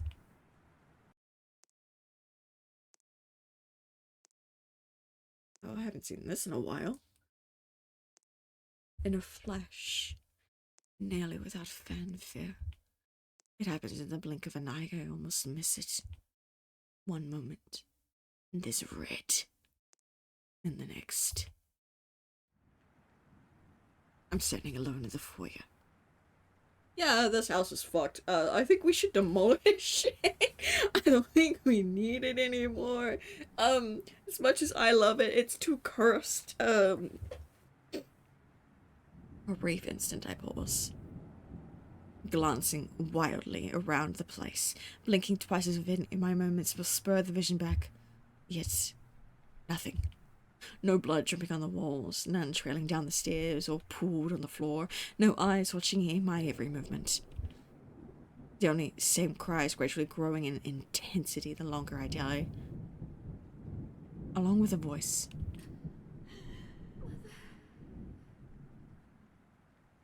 Hannah? Desperate? Where are you, Mother? Hannah? That's Hannah's voice. Pleading. Mother, please. I don't want to be alone. That's Hannah. Coming from the same direction I heard the cries from. Upstairs. The place is not entirely empty then. Better question now is who? Definitely not scumbag or the butler. I've yet to see hide nor hair. I've yet to see hide nor hair of them, and not knowing their whereabouts puts me on the edge. I have to be careful not to make any noise or be seen. Maybe the wife? Though one can't really tell if it's her, the way she walks, or the walls echo her voice. Nevertheless, it pushes me to move. Taking almost 2 steps at a time, despite the sickening feeling that something's lurking behind every great shadow. Every small corner I pass. As if the house has several eyes watching my every movement. As if something alive dwells with behind the walls itself.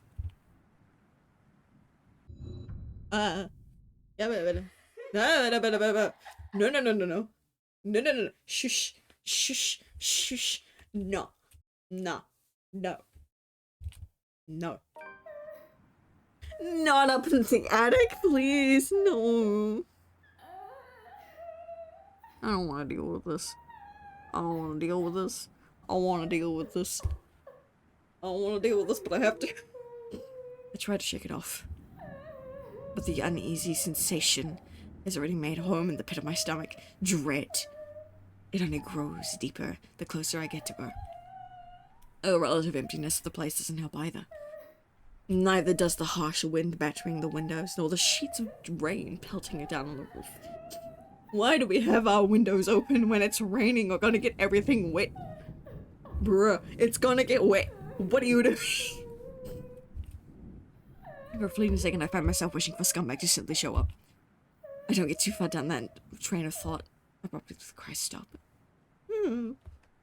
Replacing it with... She's here. She's here, Mother. She's going to take me. No, that's not Hana. It sounds like Hana, but I don't think it's Hana. I think it's Lady Ermengarde. She won't leave, Mother. I don't want to go with her. Tell her to go away. Mother! Mother, she's here! Help! That sounds like Hana, but I'm pretty sure that's not Hana. That can't be good. Adrenaline never comes to me in a rush. In no 2 heartbeats, my feet's already moving before my sense can catch up or doubt creeps up on me. My hands ready at the holster as I hastily set off for the far side of the hall. One alarmed footstep after another while struggling to keep the sense of panic at bay. A door lies ajar at the end of the coming floor above. She's going to hurt me! Help me! I do not hesitate. Not go up the stairs. No. No, not into the attic, you dumb fucker. For fuck's sake, I don't like this. I hate it here. I hate it here. I hate it here. This dumb fucker's going to the attic and going to die. I hate it here. Moving in, despite the lack of light. The steep stairs, or the thick layer of dust kicking up with their mice every step. Pause only for a moment upon reaching the top. And then without wasting a second, I push the door open.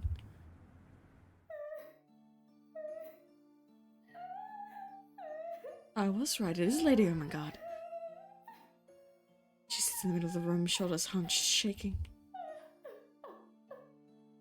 Her hands cover her face as she weeps, oblivious to my presence. As if she heard neither my footsteps nor the soft creaking of the door, continuing undisturbed like I'm standing in a time far removed from her. She doesn't even flinch when I call out to her. Hey, are you alright? Mother, I've done it, Mother. Take me with you, please. I can still hear her. She's here. Lady Ermengarde, wait. So Lady Ermengarde killed the slave, quote unquote? Which is, you know, the woman that's the thing. It's hold on. Journal, don't read that. Where is it? Saturday. Oh, Sunday. This thing. Oh god. Help me!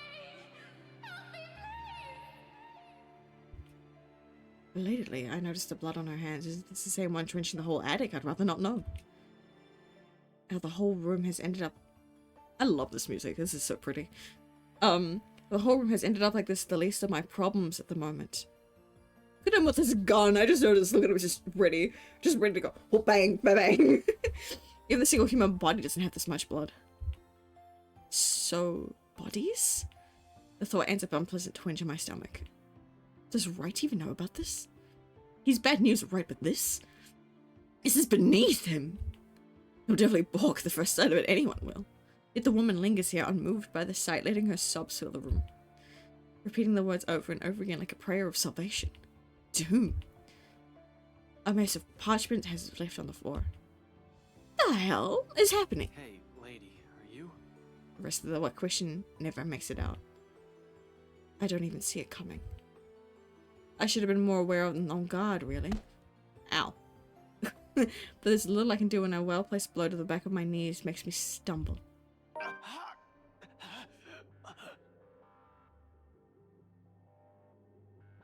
The momentum alone sends me running forward. It barely even registers in my head that the woman's gone and the room is normal as it can be. Not about the pain suddenly shooting up my side when I hit the floor. I don't even get the chance to get my bearings back, and when a hard enough blow in the stomach causes me to buckle down, I land heavy on my knees. Gasping, I fumble widely for my gun. Although before I'm able to turn, I level it, and shoot. A hand grabs my wrist and twists it. Hard. A gasp. A grunt. A cry of pain slips past my mouth. The gun falls. Please tell me this is the butler. As soon as it lands, a foot kicks it out of my reach and slides uselessly under my bed. Agony suddenly explodes in my chin, jerking loose a sharp cry of pain as it starts to feel the edges of my vision. A brief moment of regret hits me for leaving my taser with Makala when a piece of cloth closes around my neck. Oh, he's being murdered. That warning my taker pulls tight. I'm left gasping, choking, and crawling for air, blindly reaching behind me as I try to fight him off and loosen the pressure on my neck. Except any sort of movement only causes him to pull taut. My, so many rats scurrying about in this mansion lately. It is the butler. Right, butler. Shit. Tell me, what did you do with the madam? Hana's missing. I have no idea what he's talking about. Does something happen to Hana, right? Let go, you asshole. Now, Dummkopf, you're in no position to be rude. Last time I checked, I'm not the one breaking into other people's homes. He's got a point. Now answer my question. What did you do with the madam? The pain rings and resonates through my already sore body. Still, I managed to write it out, then to spit mutinous. Keep that dirty mouth babbling and you're getting a knife in the kidney. Ooh. I assure you, it will be more painful than this. Get how your hands can be. You really doesn't need to threaten me by now.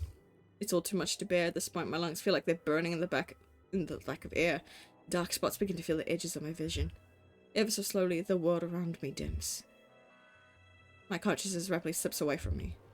And without meaning to. Get away from him! Isabella! Hearing that voice as if it's been doused by a bucket full of ice-cold water, too familiar. And more importantly, it shouldn't be here. It shouldn't be here. I shouldn't be hearing it here. She shouldn't be here. Immediately, my eyes step open. How did it? Wait. How did Isabella get the taser? How? And right there, right in the attic doorway, stands Isabella, of all people. She's also got a rolling pin.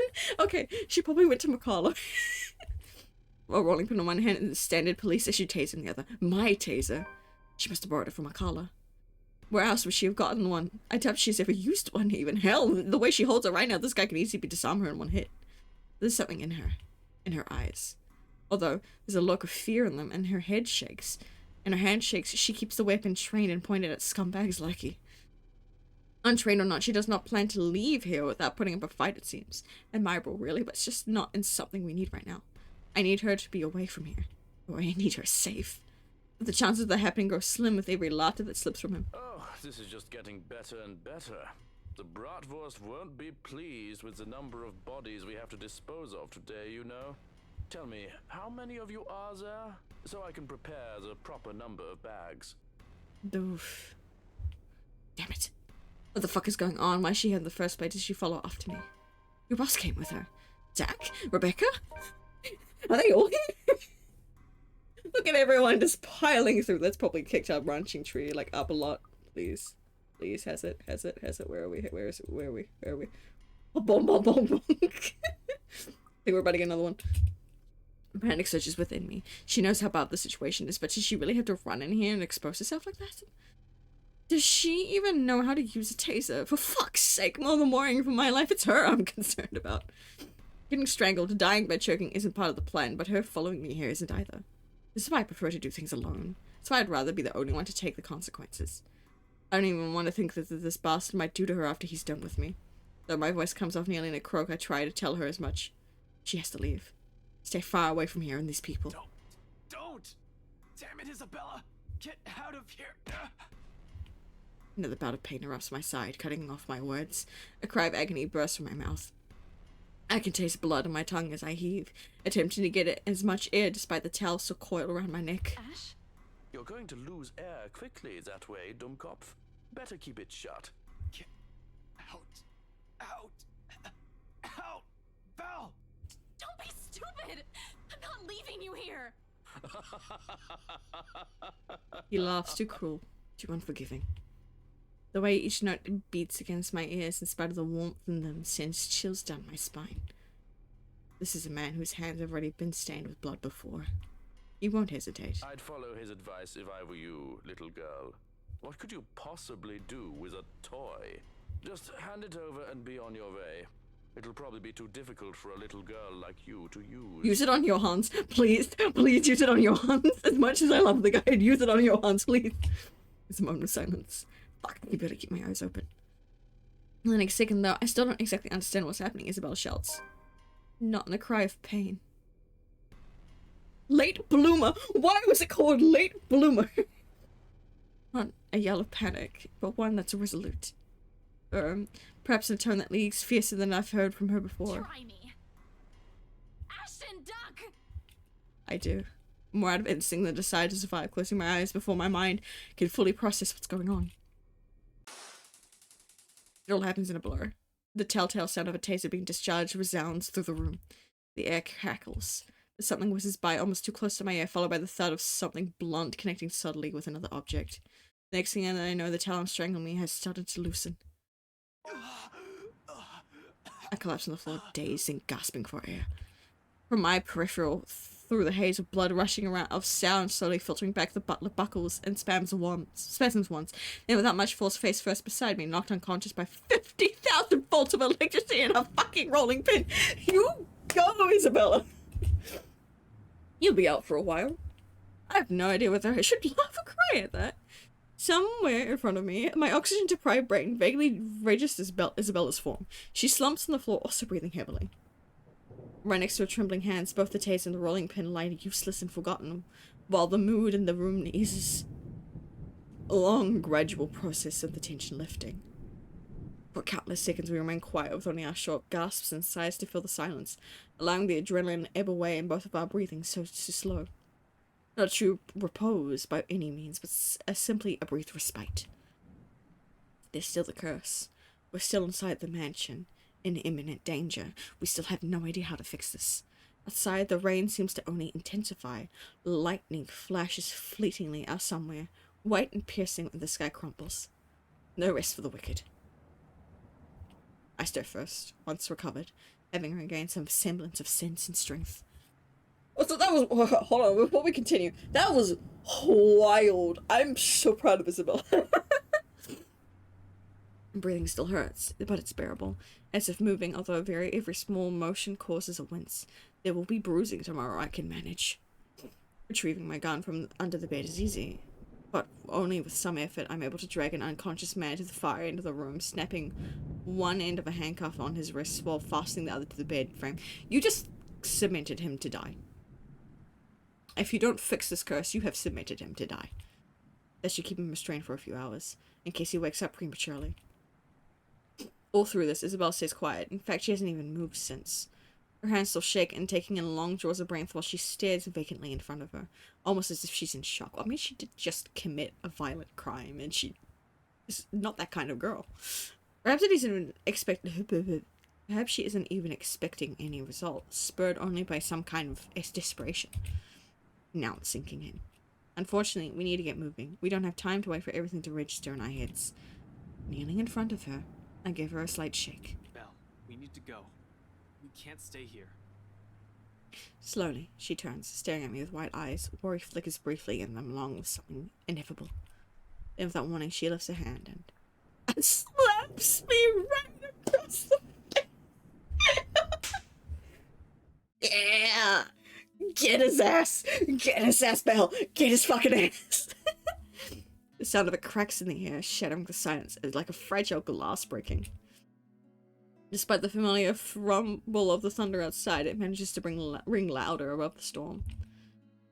I don't even know what hit me until my head has already snapped back and my cheek stings with her anger. And it is anger. Despite of the stillness and the lack of words afterwards, not fuming, though. Never fuming, but the kind that burns lightly and soundlessly. A frustration instead of seething rage. One that ebbs just as quickly as it flows, and once the tide subsides, it's only just that gleam in her eyes, warm, steadfast, and unflinching. Quietly, I brace myself for the truth underneath that gaze. It slips from her lips, softly, nearly fading under the sound of rain still falling fast, if not for the weight of each of her words. What is wrong with you? That's a good question. Belle. If Zach didn't slip up, no one would have known where you went. Belle, one person knowing is enough. Any more than that, and You almost died. He could have suffocated you right then and there, and you could have died. I told Zach to give me 4 hours. That would have been enough time to. It would have been too late. And by the time anyone ever finds out, you're already fertilizer. Yep. She trails off, drags one indrawn breath after another. A brief lull as her frustration finally gives. Dissolves into something more pensive and somber. Her shoulders droop, and though her voice rises hoarse and weary, in her next words is only certainty. You count too, you know? When I said that night, when I told you that I don't want to lose anyone anymore, that includes you. Alive. We're still here, Ash. You have us. Yippee! And once their meaningful roar. It does so not with the force of a dam breaking or a raging storm, but with the gentle steady warmth of a hearth burning. An ember easing, slowly, lightly, rising and giving, till all that's left is the truth and understanding. Not alone. Never alone. It lingers as we both drift back into silence and our words take root, because in the gratitude that swells after is another warmth blooming. Pleasant, welcoming, like finding home. Like finding ourselves in a haze squall has left. Creating something fragile, yet immutable in both of us. It's in her eyes, in the way she holds my gaze, unwavering. In the way she carries herself despite sitting amidst the place she fears. In the way she keeps herself from trembling and falling apart. Because fear is inconsequential when people she cares about are at risk. A change. She realizes that now, holds on to it. Another little thing, another small thing from her that may go unnoticed and pass by, quietly, but eventually amount to a lot of things. Tiny gestures that mean nothing at first, but began to matter to me one day until, despite myself, a small smile slips from my lips at the same warmth from earlier and fills in my chest. He just went, oh fuck, she likes me.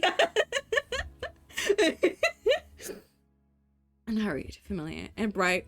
All these years I've carried it, but never been given the words for it. Stop smiling like that, Ashton. I'm not done scolding you. But this time they come easy. I heard all of it. Don't worry. Are you really okay? That guy hit you a little too hard on the head. Here, let me... I reach up, just as she extends her hands towards my face, catching her wrist in a light grip. I was reading the wrong bit. Drawing it close and holding her hand between mine. Although her expression does shift to mild confusion, she does not pull away like I'm expecting. She simply stares at me, searching. For her to allow a gesture from me that perhaps is too close, it tells me how far things have already shifted in the past few years. Cradled in mind, her hand still trembles. Most of the tremors have already subsided by now, though I doubt it'll fade away this soon. Even as I trace the lines of her palm, in what hope is a comforting gesture. I'm sorry, Belle. For what? Is this about what happened tonight? You can apologize later when... No, well, this too, but it's not just about this. Oh god, to not confess in the attic. It's for a lot of things. Oh god, he's gonna confess in the attic. I don't want to deal with this. For calling you clumsy Oh god, he is. and careless Oh no. and a scatterbrain. Oh god. Are you sure this isn't a concussion? I agree with Belle here, honestly. You would think that, wouldn't you? Well, you don't usually apologize. Yeah, no, this is new from him. I'm very proud of him for, growing. Yeah, I know. I'm sorry about that too. For all the times I've teased you and made you cry. Unexpectedly, her fingers tighten around mine. Our hands falling between us as something tender shifts in the air. Another exhale. Another drawn breath eases out of me, filled with every hesitation and uncertainties I can read. But when I finally choose to break the silence, it's only when I know that what will slip past my mouth is one truth I will hold against the world. But for all those callous words, despite all those, there's nothing that I don't love about you. I call it! What's with all these love confessions? On Halloween, no less. In fact, those things, I love those. God. And everything. God. These people make me sick. Everything that's you. For a long moment, she offers no response. Her grip on my hands merely tightens. Although my heart's pounding hard against my ears, I take the chance and look up. Slightly leaning away and giving her a cautious glance, more than ready to hear her rejection. And it is one, despite that smile on her face. If it can be called one, of course. There's a pained aspect to it that I can hardly name. Regardless of what it means to her or what she intends to convey with it, the sight of it alone makes me regret ever mentioning anything. It's almost as if she's forcing herself to push out the next words of her mouth for the sake of not hurting me. Not that I won't be able to take it, but if these feelings will only put a heavier burden on her, I'd rather not have said anything at all. As expected, with one last squeeze of the hand cradling her, she pulls her hand away from mine. When she speaks, though, it's a stark refusal to meet my eyes. Not that I hold it against her. The situation's already awkward as it is. Ash. She pauses, biting her lower lip. A small frown forms between her eyebrows while she struggles to find the right phrases to string together. Ashton, I'm really sorry. Oh, no, it's cool. I was already expecting that. Kind of. But you don't have to... No, I mean, I can't. I can't afford to think of anything other than helping my family. Especially now that Papa's gone. I don't like that the line delivery was too quiet there. They're going to need me more than ever, Ash. I'm sorry. I really can't. Not right now. I've always known it would lead to this. To some extent, her family always will come first. Who am I to take that from her? It hurts, of course, but the pain eases knowing that in spite of circumstances, her heart will always be in the right place. Can we not do this when you guys are fighting for your life in a mansion, please? Is she still the same woman I've fallen in love with? It's alright, Belle. Don't apologize. If it still matters, that's actually what I love about you. Of course, not that I'm expecting anything by telling you that, but... God, these people. You get the point. Yeah. Just get out of there, please. Thanks, Ash. I mean, thank you for loving me. Even after everything. I don't understand these people. Can we move on? Can we hurry it up a bit? The response is a smile and a soft laughter, perhaps the sweetest I've seen and heard from her. Just from it, I know nothing will change despite her answer and any lingering feelings that will come from this. And there will be. Lingering feelings, that is. With the way she barged into our lives 5 years ago, it'll probably be enough to leave a terrible impression on anyone. But that's also precisely it. It's people like her that you don't easily forget. It's them that gradually worms their way into a person's life until the very thought of losing them becomes unbearable. As it is, I'm already content simply staying by her. No grand expectations or hope it's attached, just the banter, the small smiles and the quiet little moments that roar. I love her, but that also isn't all there is to us. I know I caused you all kinds of trouble these past few years. Oh, she's blushing! Hey, whoever told you I'm doing this for free? After we're done with this curse thing, you're gonna owe me a year's supply of ice cream. Yeah, we'll see. Another laughter this time from both of us. Then she hits my arm with a light punch. Familiar, warm, bright and hopeful. Much like everything about her. And it's just strength enough to keep me going as I lead us both out. Health? Is that it? If we hit it? Is that the last bit in that? Oh! God, we would continue further. How much more? Wait. Wait. Wait, nope. Okay, no, I lied.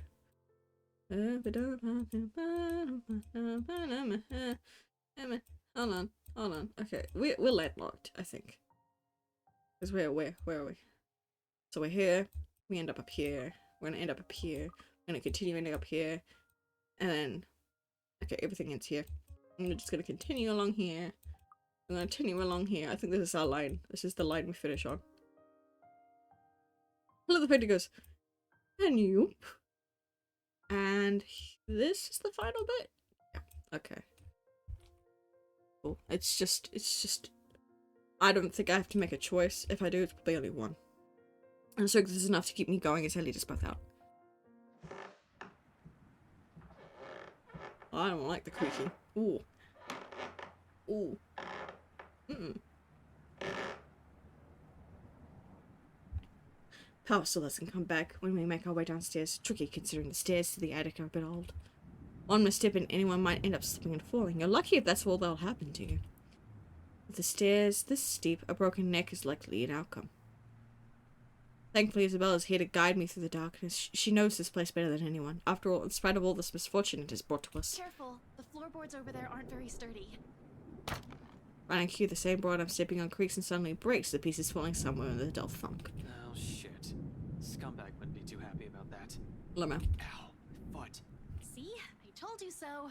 You never listen to me. They renovated the whole mansion and they can't even replace one tiny part of the house. No, they didn't fix the attic. Why don't you file a complaint to BRC then? I'm sure they'd be thrilled to hear it. You know it was such a rush job. Outside, the winds have intensified. Even from here, I can hear the gusts battering the windows in the attic. Makes you wonder why up until now, the only person we've encountered from this house is the butler. Although to some degree that makes sense, he is in charge of running the place. I mean, he was asking where Hana is. Hana's missing. Where are the other servants though? In the storm, wouldn't anyone want to stay inside? A likely assumption is that they're all asleep. The route I've taken doesn't really pass by the rooms they're likely assigned as servants' quarters. However, they are also heightened security. I brushed it off earlier, thinking they're posted a lot closer to where the master's rooms are, but the second floor is devoid of anyone as well. As if any inhabitant of this place has suddenly disappeared overnight. Yeah, but do you remember what Johans was talking about? More importantly, where's that scumbag? I don't like this. I don't like this at all. The fact that we're here, right in the fucking middle of it, just makes it all the more queasy. And that feeling only escalates once we reach the landing and Isabella swings the door open. She pauses abruptly right in the doorway that almost run into her. A look of confusion in her eyes as it looks wildly around the place, wordlessly taking in her surroundings. Each turn and shift of her eyes, her shoulder only grows tenser as I look, and the look of apprehension slowly dawns on her. Isabella, what are you... We aren't supposed to be here. They opened up the door to the hallway, and it took us to the cellar. Sure enough, when I look up, we're standing right in the kitchen, pots, pans, and all. In one corner, Zach and Rebecca watches almost as surprised to see us. But Carla, who's also with them, of course, doesn't listen to me, even though I already exceeded the 15 minutes we've agreed on. Although color and strength seems to have already returned to her, enough for her to be able to stand unassisted. The empty place on the counter appears to have played a part in that. Good news, I guess, is for the other two, however. Relieved as I am that they had a sense to wait and not venture deeper into the mansion, I can't keep my roll of eyes at both of them. Zach, I said 4 hours. I know, but Isabella asked and... Come on, bro, you know I ain't a very good liar. And it didn't even occur to you to stop her? We all tried, all right? She was out the door before we could say anything. And how did you guys even get in here? All three of them exchange a look. One that I absolutely don't like. In the end, Isabella who speaks up, albeit a bit of a hesitation. We heard someone scream, Ash. It led us here. That warning, the door behind us slammed shut. Uh-oh. We need to get out of here. Screw right. I need to get these people out of here. Luckily, we're in the kitchen, and we have two ways out. The back door and the cellar office. You said the hedge won't budge when I pull it, and neither does the back door. As if something has locked it firmly on the other side. Zach also gives it a few tries, but even the big guy's strength it won't open. This is about a science in which we all simply look at each other, simply sharing the same thoughts. We're trapped. Something or someone has intentionally led us here. Fuck. In the same moment, once realization dawns in, something shifts again. Blood. Yep. We're back in it again, boys. In every nook and cranny, over every surface, and every inch of the floor. This time, unlike the first one I've seen, it remains, and gradually the whole room begins to reek of that familiar metallic scent. Sharp. Suffocating. Around us. That's so loud. Shush. Turning you down. Turning you down. Notice every object, including cupboards, have started to rattle as well. We are dealing with a poltergeist, boys. Everyone duck. The sounds from the outside, foreboding rumble of thunder, and even the howling winds have begun to fade away, replaced by whispers, shouts, and cries of pain. Although inaudible, each beat and note bombards every crevice in my head with vague images and sounds. There's no time to make sense of anything, however. I'm already shouting, fueled purely by adrenaline, barking orders and making a break for the door that leads to the next room, the dining. It should take us straight to the foyer where the main door is. Move! Run! Right in front of us, the mansion has started to change, and we're in the thick of it. However, instead of the dining room it's supposed to open to, the bedroom welcomes us. Instead, yeah, we're playing do-si-do around the mansion. Let's go. The bedroom welcomes us instead. An image that only lasts but a second, but before blood begins to seep around the room. Ooh. Filtering into the walls, trickling from every nook and cranny, everywhere. Furniture shakes and every beam rattles. See, this is what happens when you do this on Halloween, guys. Before you can even step back from the horror gradually unfolding in front of us, the door slams shut. A loud thud bringing the sense of dread and chill from creeping up from each of us. Along with it is another realization. The whole place is reordering itself. And with the door closed right behind us, showing us no signs of budging, even through sheer force. There's no choice but to go forward and hope of all gods that it'll lead us eventually to an exit. Until then, running's the only thing we can do, spurred by nothing but fear and a sense of desperation to live. It's useless, Ashton Frey.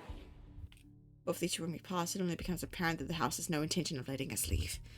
It all lured us here, then we've fallen for it. Now it's playing a little game with us. A sordid form of amusement. Their laughter is our only thing we can hear. With every hall we cross, the door we slide open, the hope of finding an exit merely dwindles. The gun at my hip is useless here. I am useless here. Some fucking genius I am. Some fucking person to trust I am. All of those, they mean nothing in the face of the unknown. You finally figured it out. Huh, Ashton Frey. Oh, God. Oh, boy. Just give it up. No. No. No. All of them will eventually die because of you. Nah. And you are going to die alone. Nah, I don't believe you. Shut your fucking mouth. You know it's true, though. Shush, voice. Nah. It's why all you can do is tell us to shut up. You don't want to hear a single word. We've already had this conversation. We've already had this conversation down in the cellar. I don't need to hear it again. Even admit it to yourself. Who's the coward now? No, shush. But no matter how hard you try, you're not gonna be able to save anyone. Shush. The more gruesome the place turns, the bleaker our chances simply get. Oh, the wails and screams fill our ears as we pass by.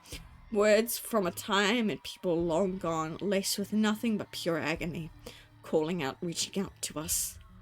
Their voices almost too real, as if we were not the only ones trapped here, that there are others begging for release from this wretched place. Yeah, I wonder how many people the ghost has killed, and that's what we're hearing right now. Or maybe this is just a show, a taste of what we will eventually be, souls forever held captive in a never-ending nightmare. Mother, I've done it, Mother. Take me with you, please. I can still hear her.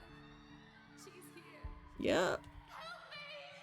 Help me, please! This is what the curse is.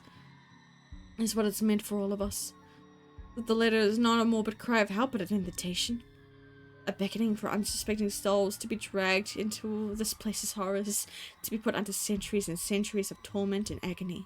Suddenly a painful death seems preferable. Enticing than ending up here, living a tortured existence. Or perhaps it's all the same. Oh, we're back in the dining hall again. Hold on. I need food. Hold on. You get to listen to this scary music while I do this.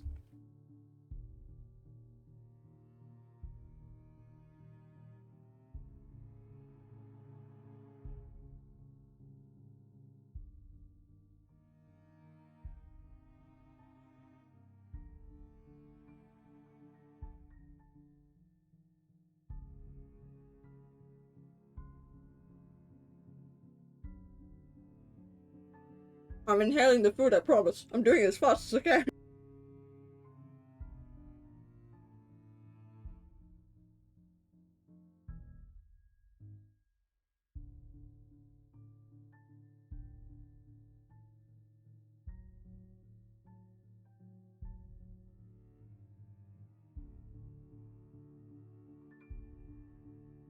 Also, while we have this moment, I want to talk about the fact that, my room, because it's now like 6, it's 6, right? It's 6 p.m. It is now nighttime where I'm at. And the only thing lighting up my room right now, because it's I don't have my like main light on or anything. The only thing keeping it lit up right now is my screens and my PC. And it's making a bit of a red haze around my room, and I find that really like immersive at the fact that we're in a blood-soaked area. So I'm living in my own horrors right now. Still hope worms its way into me. Not a usual thing for someone like me. But after going through countless doors and corridors, every little sign of hope I'm willing to cling to as long as it'll get us out of here. We're back in the dining room again. How long have we been running? How long since we left the kitchen? At some point I lost track of time. With the windows barred tight and the sounds lifting in the air, nothing but shouts and shrieks. It's impossible to tell. Not that it matters when an end is in sight. Shelves and furnishings bar the door, each stained with blood and gore. But if the situation isn't as desperate as it is, we'll find a different way out. I'll find a different way out. But there's still a gap left in the topmost part of the person go through, as long as you use the shelves to climb. It's an exit, all right. From here I can spy the familiar walls of the foyer. Relief, only relief, washes over me. Although my legs have been strained taut by all of that running, and every bone and muscle in my body ache, there's only an easing. A sense of tension relieving, while energy back flows through me again at the sight of an end. No sooner I'm leading us out of it. Zach helps Makala first. Thank God someone put her first through, assisting her up and through the gap before giving a hand to both Rebecca and Isabella. The moment the ladies are in, I nod for him to go through. Go ahead. I'll watch your back. You know, someone should have gone first just to protect at the front. I'm gonna be so real. Surprisingly, he does that without any protest. Not now that there's any chance to someone after entering this room. Sometime after entering this room, this whole place has calmed down. No wails, no whispers, just silence too deafening. But I'm not letting my guard down until everyone's on the other side of the door in this nightmare. Safe. For all I know, this may be a calm before another storm. Yeah, most likely. It's a horror game, after all. Without further incident, however, Zach makes it to the other side and I'm following after him. However odd this hush is, I turn my back from it and climb up. It's a tight fit, but I manage to squeeze myself in. The unease remains, though. Maybe it's the adrenaline still coursing through me, or how easily everything has been after living through this nightmare, fleeting as it is. But for some reason, something's still nagging at me. Call it a detective's instinct for my training or for whatnot, but I have a feeling something's going to happen if I catch us unprepared. Unconsciously, before dropping down the other side of this dream, my hand shifts to the gun at my hip. Instinct has never failed me before. Yep. I haven't even landed firmly on the floor when... Had I known there would be a party in my own home tonight, I would have opened a bloody bottle or two. Hi, Luke. People these days, in my own home. Can you believe it? I feel so left out. A chill seeps into every vein in my body. All of a sudden, every ache, every pain returns to me tenfold, and my knees threaten to buckle at the sound of his voice. Although it appears friendly, I know it's anything but. One does not spend investigating a man like him for over a year and holding a grudge against him for more without knowing everything about him. His quirks, his habits, I'm familiar with all of them. And right now, Luke fucking Wright is beyond pissed. Shifting my gaze upwards is nearly too painful. knowing the danger. Not to me, but to those who have been lured here by the curse. No. Look at Mary, and she is struggling so hard.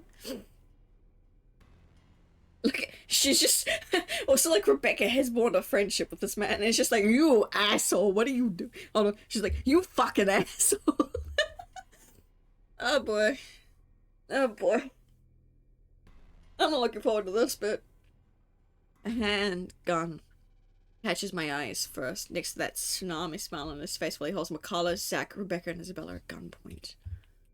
It's sight, enough to lodge a painful thorn up my throat. I've been too complacent. Too focused on other things, I've completely set aside the fact the scumbag will not be too pleased to see us here without knowing our reasons. But even with those good intentions, curses, and ghostly apparitions aside, we're still trespassing in his home. The question is, if he's even aware of the whole thing that this household has somehow disappeared, he might be the only one here. Likely not. Fuck. Even with people he knows among the crowd, there's significant effort in him not to simply shoot everyone in sight. And really, Daisy, even you, what would Kylie say? Luke, this isn't what you're thinking. You have to listen to us. There's something going on here. Well, obviously, why else would people be trespassing in my home? We don't want to be here. Trust me, Luke. But trust me, we don't want to fucking be here, but this is the only place we can be right now. What about little Lily over there, then? What's your excuse? Checking back if your clients are doing okay? Is that it? Is this what this is? Oh, we're doing good, by the way. Sir, please. Oh, please what? Becca's right, sir. We need to get out of this place. You need to leave. Tut, not a good enough excuse, darling. You people are the ones who need to get out of my sight. Don't worry, I might consider pressing lighter charges for the woman. I forgot how much I hate this man. Can't say the same for the rest of you. But really now, I swear the people of this city need to be taught the meaning of privacy. This is how you want to start the week. Why don't we just go with a bloody massacre if we want to surprise people in their homes, huh? Casually, he waves a handgun at them. If this is just some mere toy, and his words are no threat. The safety's off on his. Nothing's stopping him from pushing through without his words. Or through his words, with his words. Call me paranoid, but at the slight gesture, I draw my own and level at him. Finger on the trigger and ready to release the safety catch in case things go south. Oh no. Oh no. This is not good. He's quick to train his own on me. Though, just like what I said, we're at a standstill. Now, Feathers. Manners. He's called Feathers. You're in no position to be pointing that gun at people. Why don't you put yours down first, and then we'll talk about manners. Oh, he talks back. The gall. You know, your kind pisses me off so much. He knows you're a cop. Shooting him right now would be so worth it with the way he stares at me like I'm a damn pest. But this isn't what I've come here for. I'm not a murderer. As much as I loathe him, I'm not the kind who will kill people in cold blood for my own gain or amusement. The law will bring him what he deserves one of these days. At the moment, however, we're all in the same boat with this curse, and he needs to understand that. The longer we stand here, the more time we're wasting and losing, something we don't have much of. How can I convince him? This scum is so full of himself, prefers to hear the sound of his own voice more than those of the people around him, no matter how much sense they make. Probably the only way I can make him to listen is if I beg. No way, now that's happening.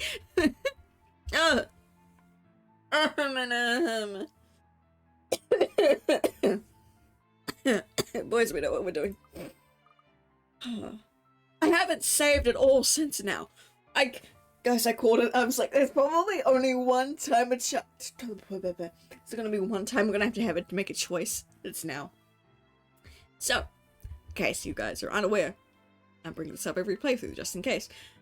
We are going through a route where we are trying to make options that please people. So we're going for fixing up relationships. So it will.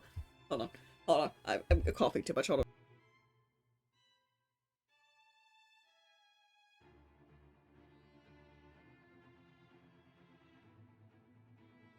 Ow. Okay. So when we have options like this, we always choose the one that makes these bars go higher. And if they don't go higher, if they go lower, then we redo it. Just so everyone's aware, that's the kind of thing we're doing. So I'm going to pick big, see if that fixes him, because I swear if this goes down to here, we're all dead. Maybe I should eliminate the immediate danger first into some. I'm going to big. And if that doesn't work, well, fuck me, I guess. Oh, it doesn't do shit. Okay. I'm curious. Load this game file. What happens if I disarm him? Sorry about this. I really don't have time for you. Nothing updated. Nothing updated. Aw. Okay, hold on. We're gonna... Why am I all the way at the back again? Well, what route do I want to go down? Do I want to go down that route, or do I want to go down this route? Either or, stuff happens.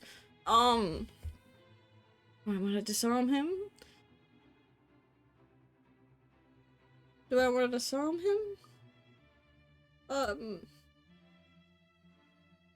Yeah, sure, why not? I don't think twice within the span of a heartbeat. I'm moving and pulling on the trigger. 2 shots in quick succession echo across the whole foyer and both hit the mark true. Right recoils with a sharp cry of pain and the pistol falls uselessly to the floor with a loud clank, followed by the drops of blood from his bleeding wrists. Why, you insolent! He's down in 2 successive steps while I tackle him onto the floor, pinning him hard to my arm.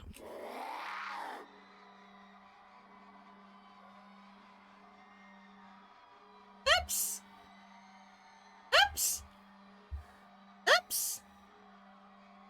I forgot she likes him. Oops!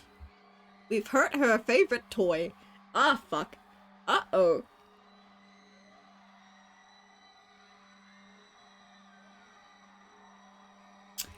I'm gonna continue with it. No, fuck it. We're continuing with this.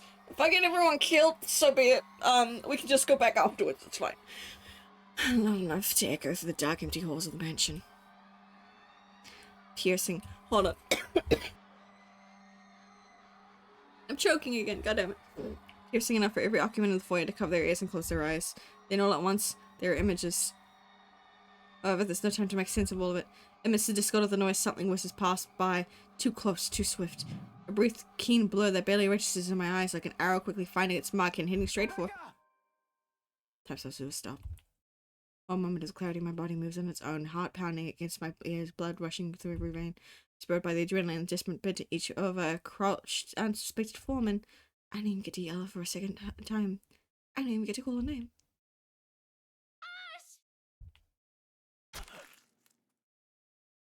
Well, shit.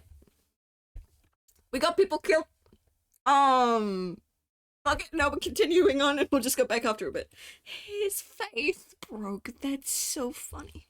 And acute pain pressed on my chest in the next instant. All of a sudden, everything around me feels too sharp, every edge, every point, and the fact that drawing of the deep breath alone strings and burns my lungs while an intense ache slowly spreads throughout my whole body. Numb. I feel numb.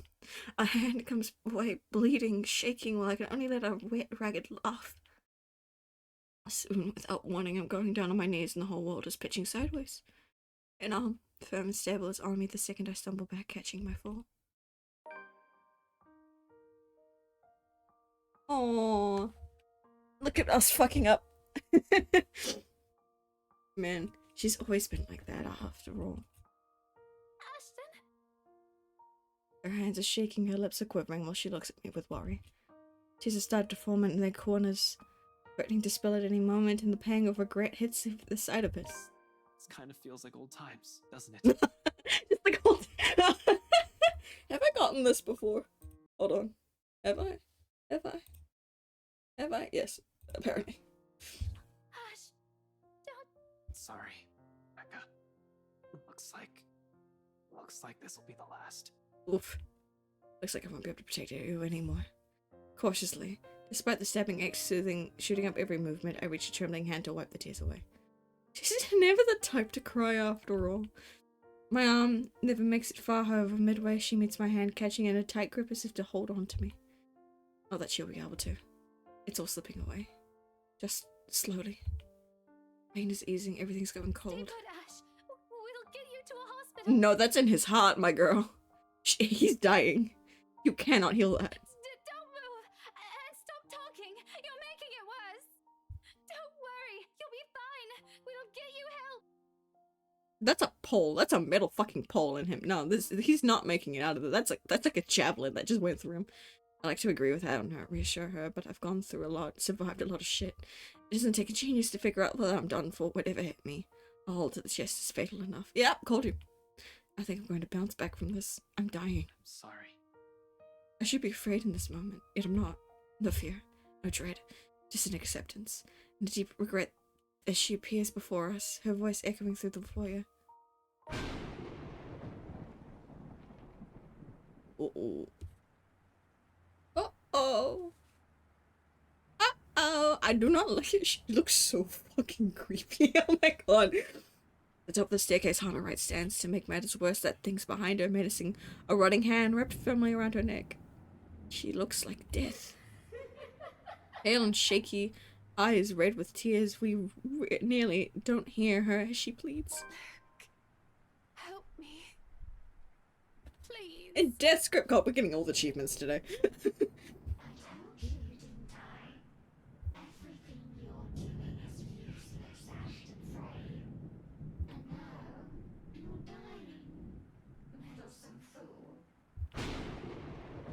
Whoa. Outside, another streak of lightning flashes and a clap of thunder ripples across the sky. Here is only a whispered sigh, a fading breath, and a lone heart that beats one hard last time. She's got one thing wrong, though.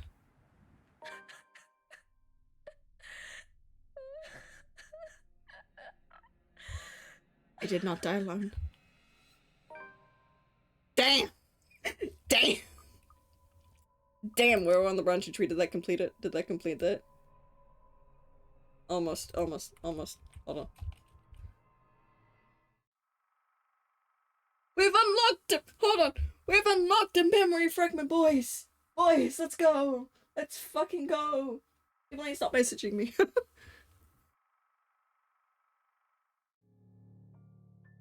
Damn. Are we starting right then and there? What? Okay, hold on. So what we're gonna do is we're gonna save here. And then what we're going to do, I'm gonna go back, and when we start up next, okay, so we're gonna go back, load. We're gonna go from here. We're gonna go to begging, finish this chapter, and then when we come back to this next Thursday, we'll decide which one we go after from there. So I'm gonna beg him to listen. My life's not the only one risk it, however. There's Zach, there's Rekka, there's Isabella, but Carla's here as well. We're all unknowingly victims to this fucking curse. I'm in no position to pick who to save and who I should simply let die. I suppose my pride can take a few hits, and I can set aside my beef with this asshole. Taking in a deep breath, I slowly lower my pistol.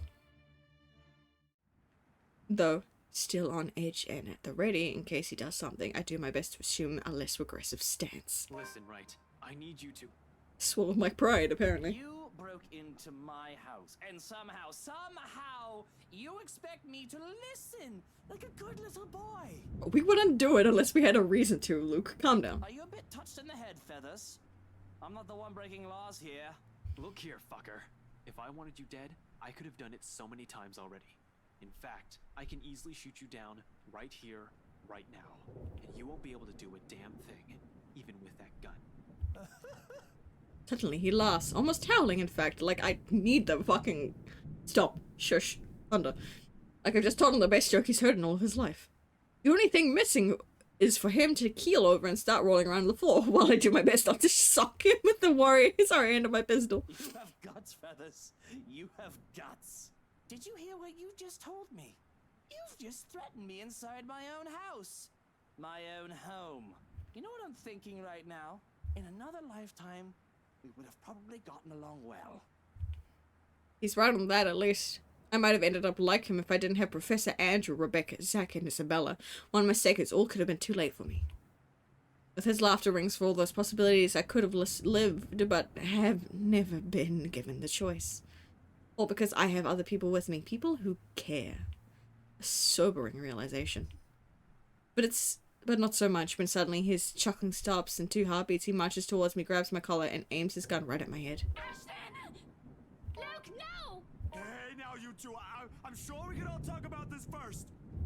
At this distance, a slight flick of the finger and the trigger will be able to do more than kill me. What is it that you people really want with me? It's not you! It's not you, we promise! This is the second time this week, and I'm really getting weary of this little game.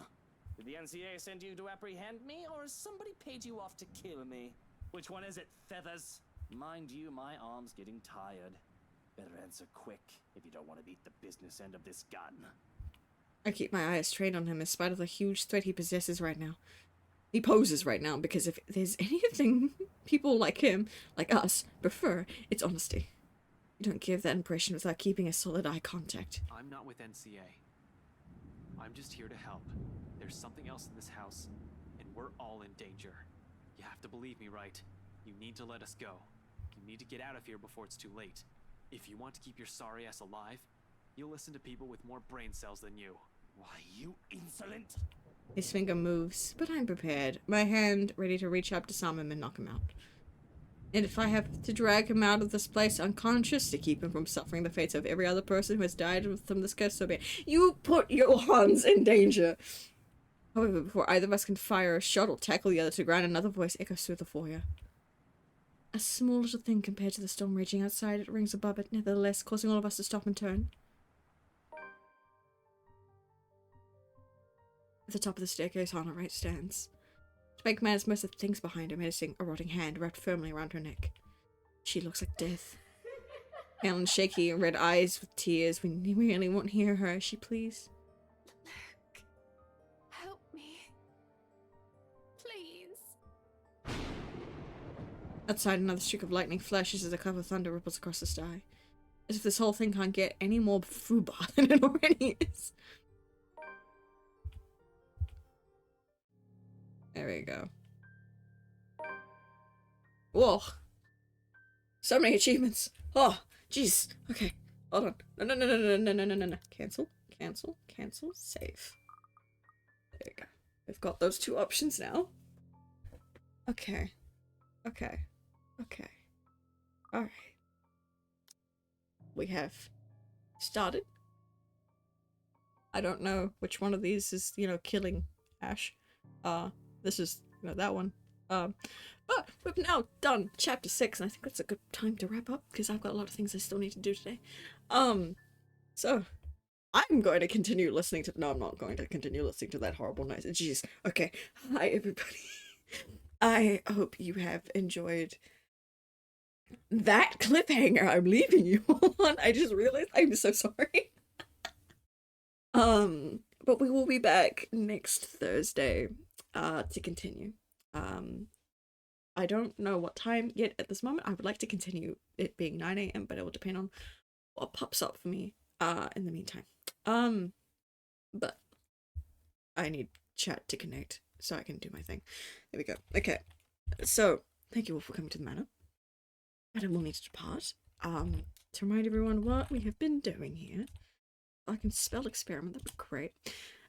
We've been working on a social streaming experiment to try and hit Twitch affiliate without, my content creator friends and mutuals, engaging and helping.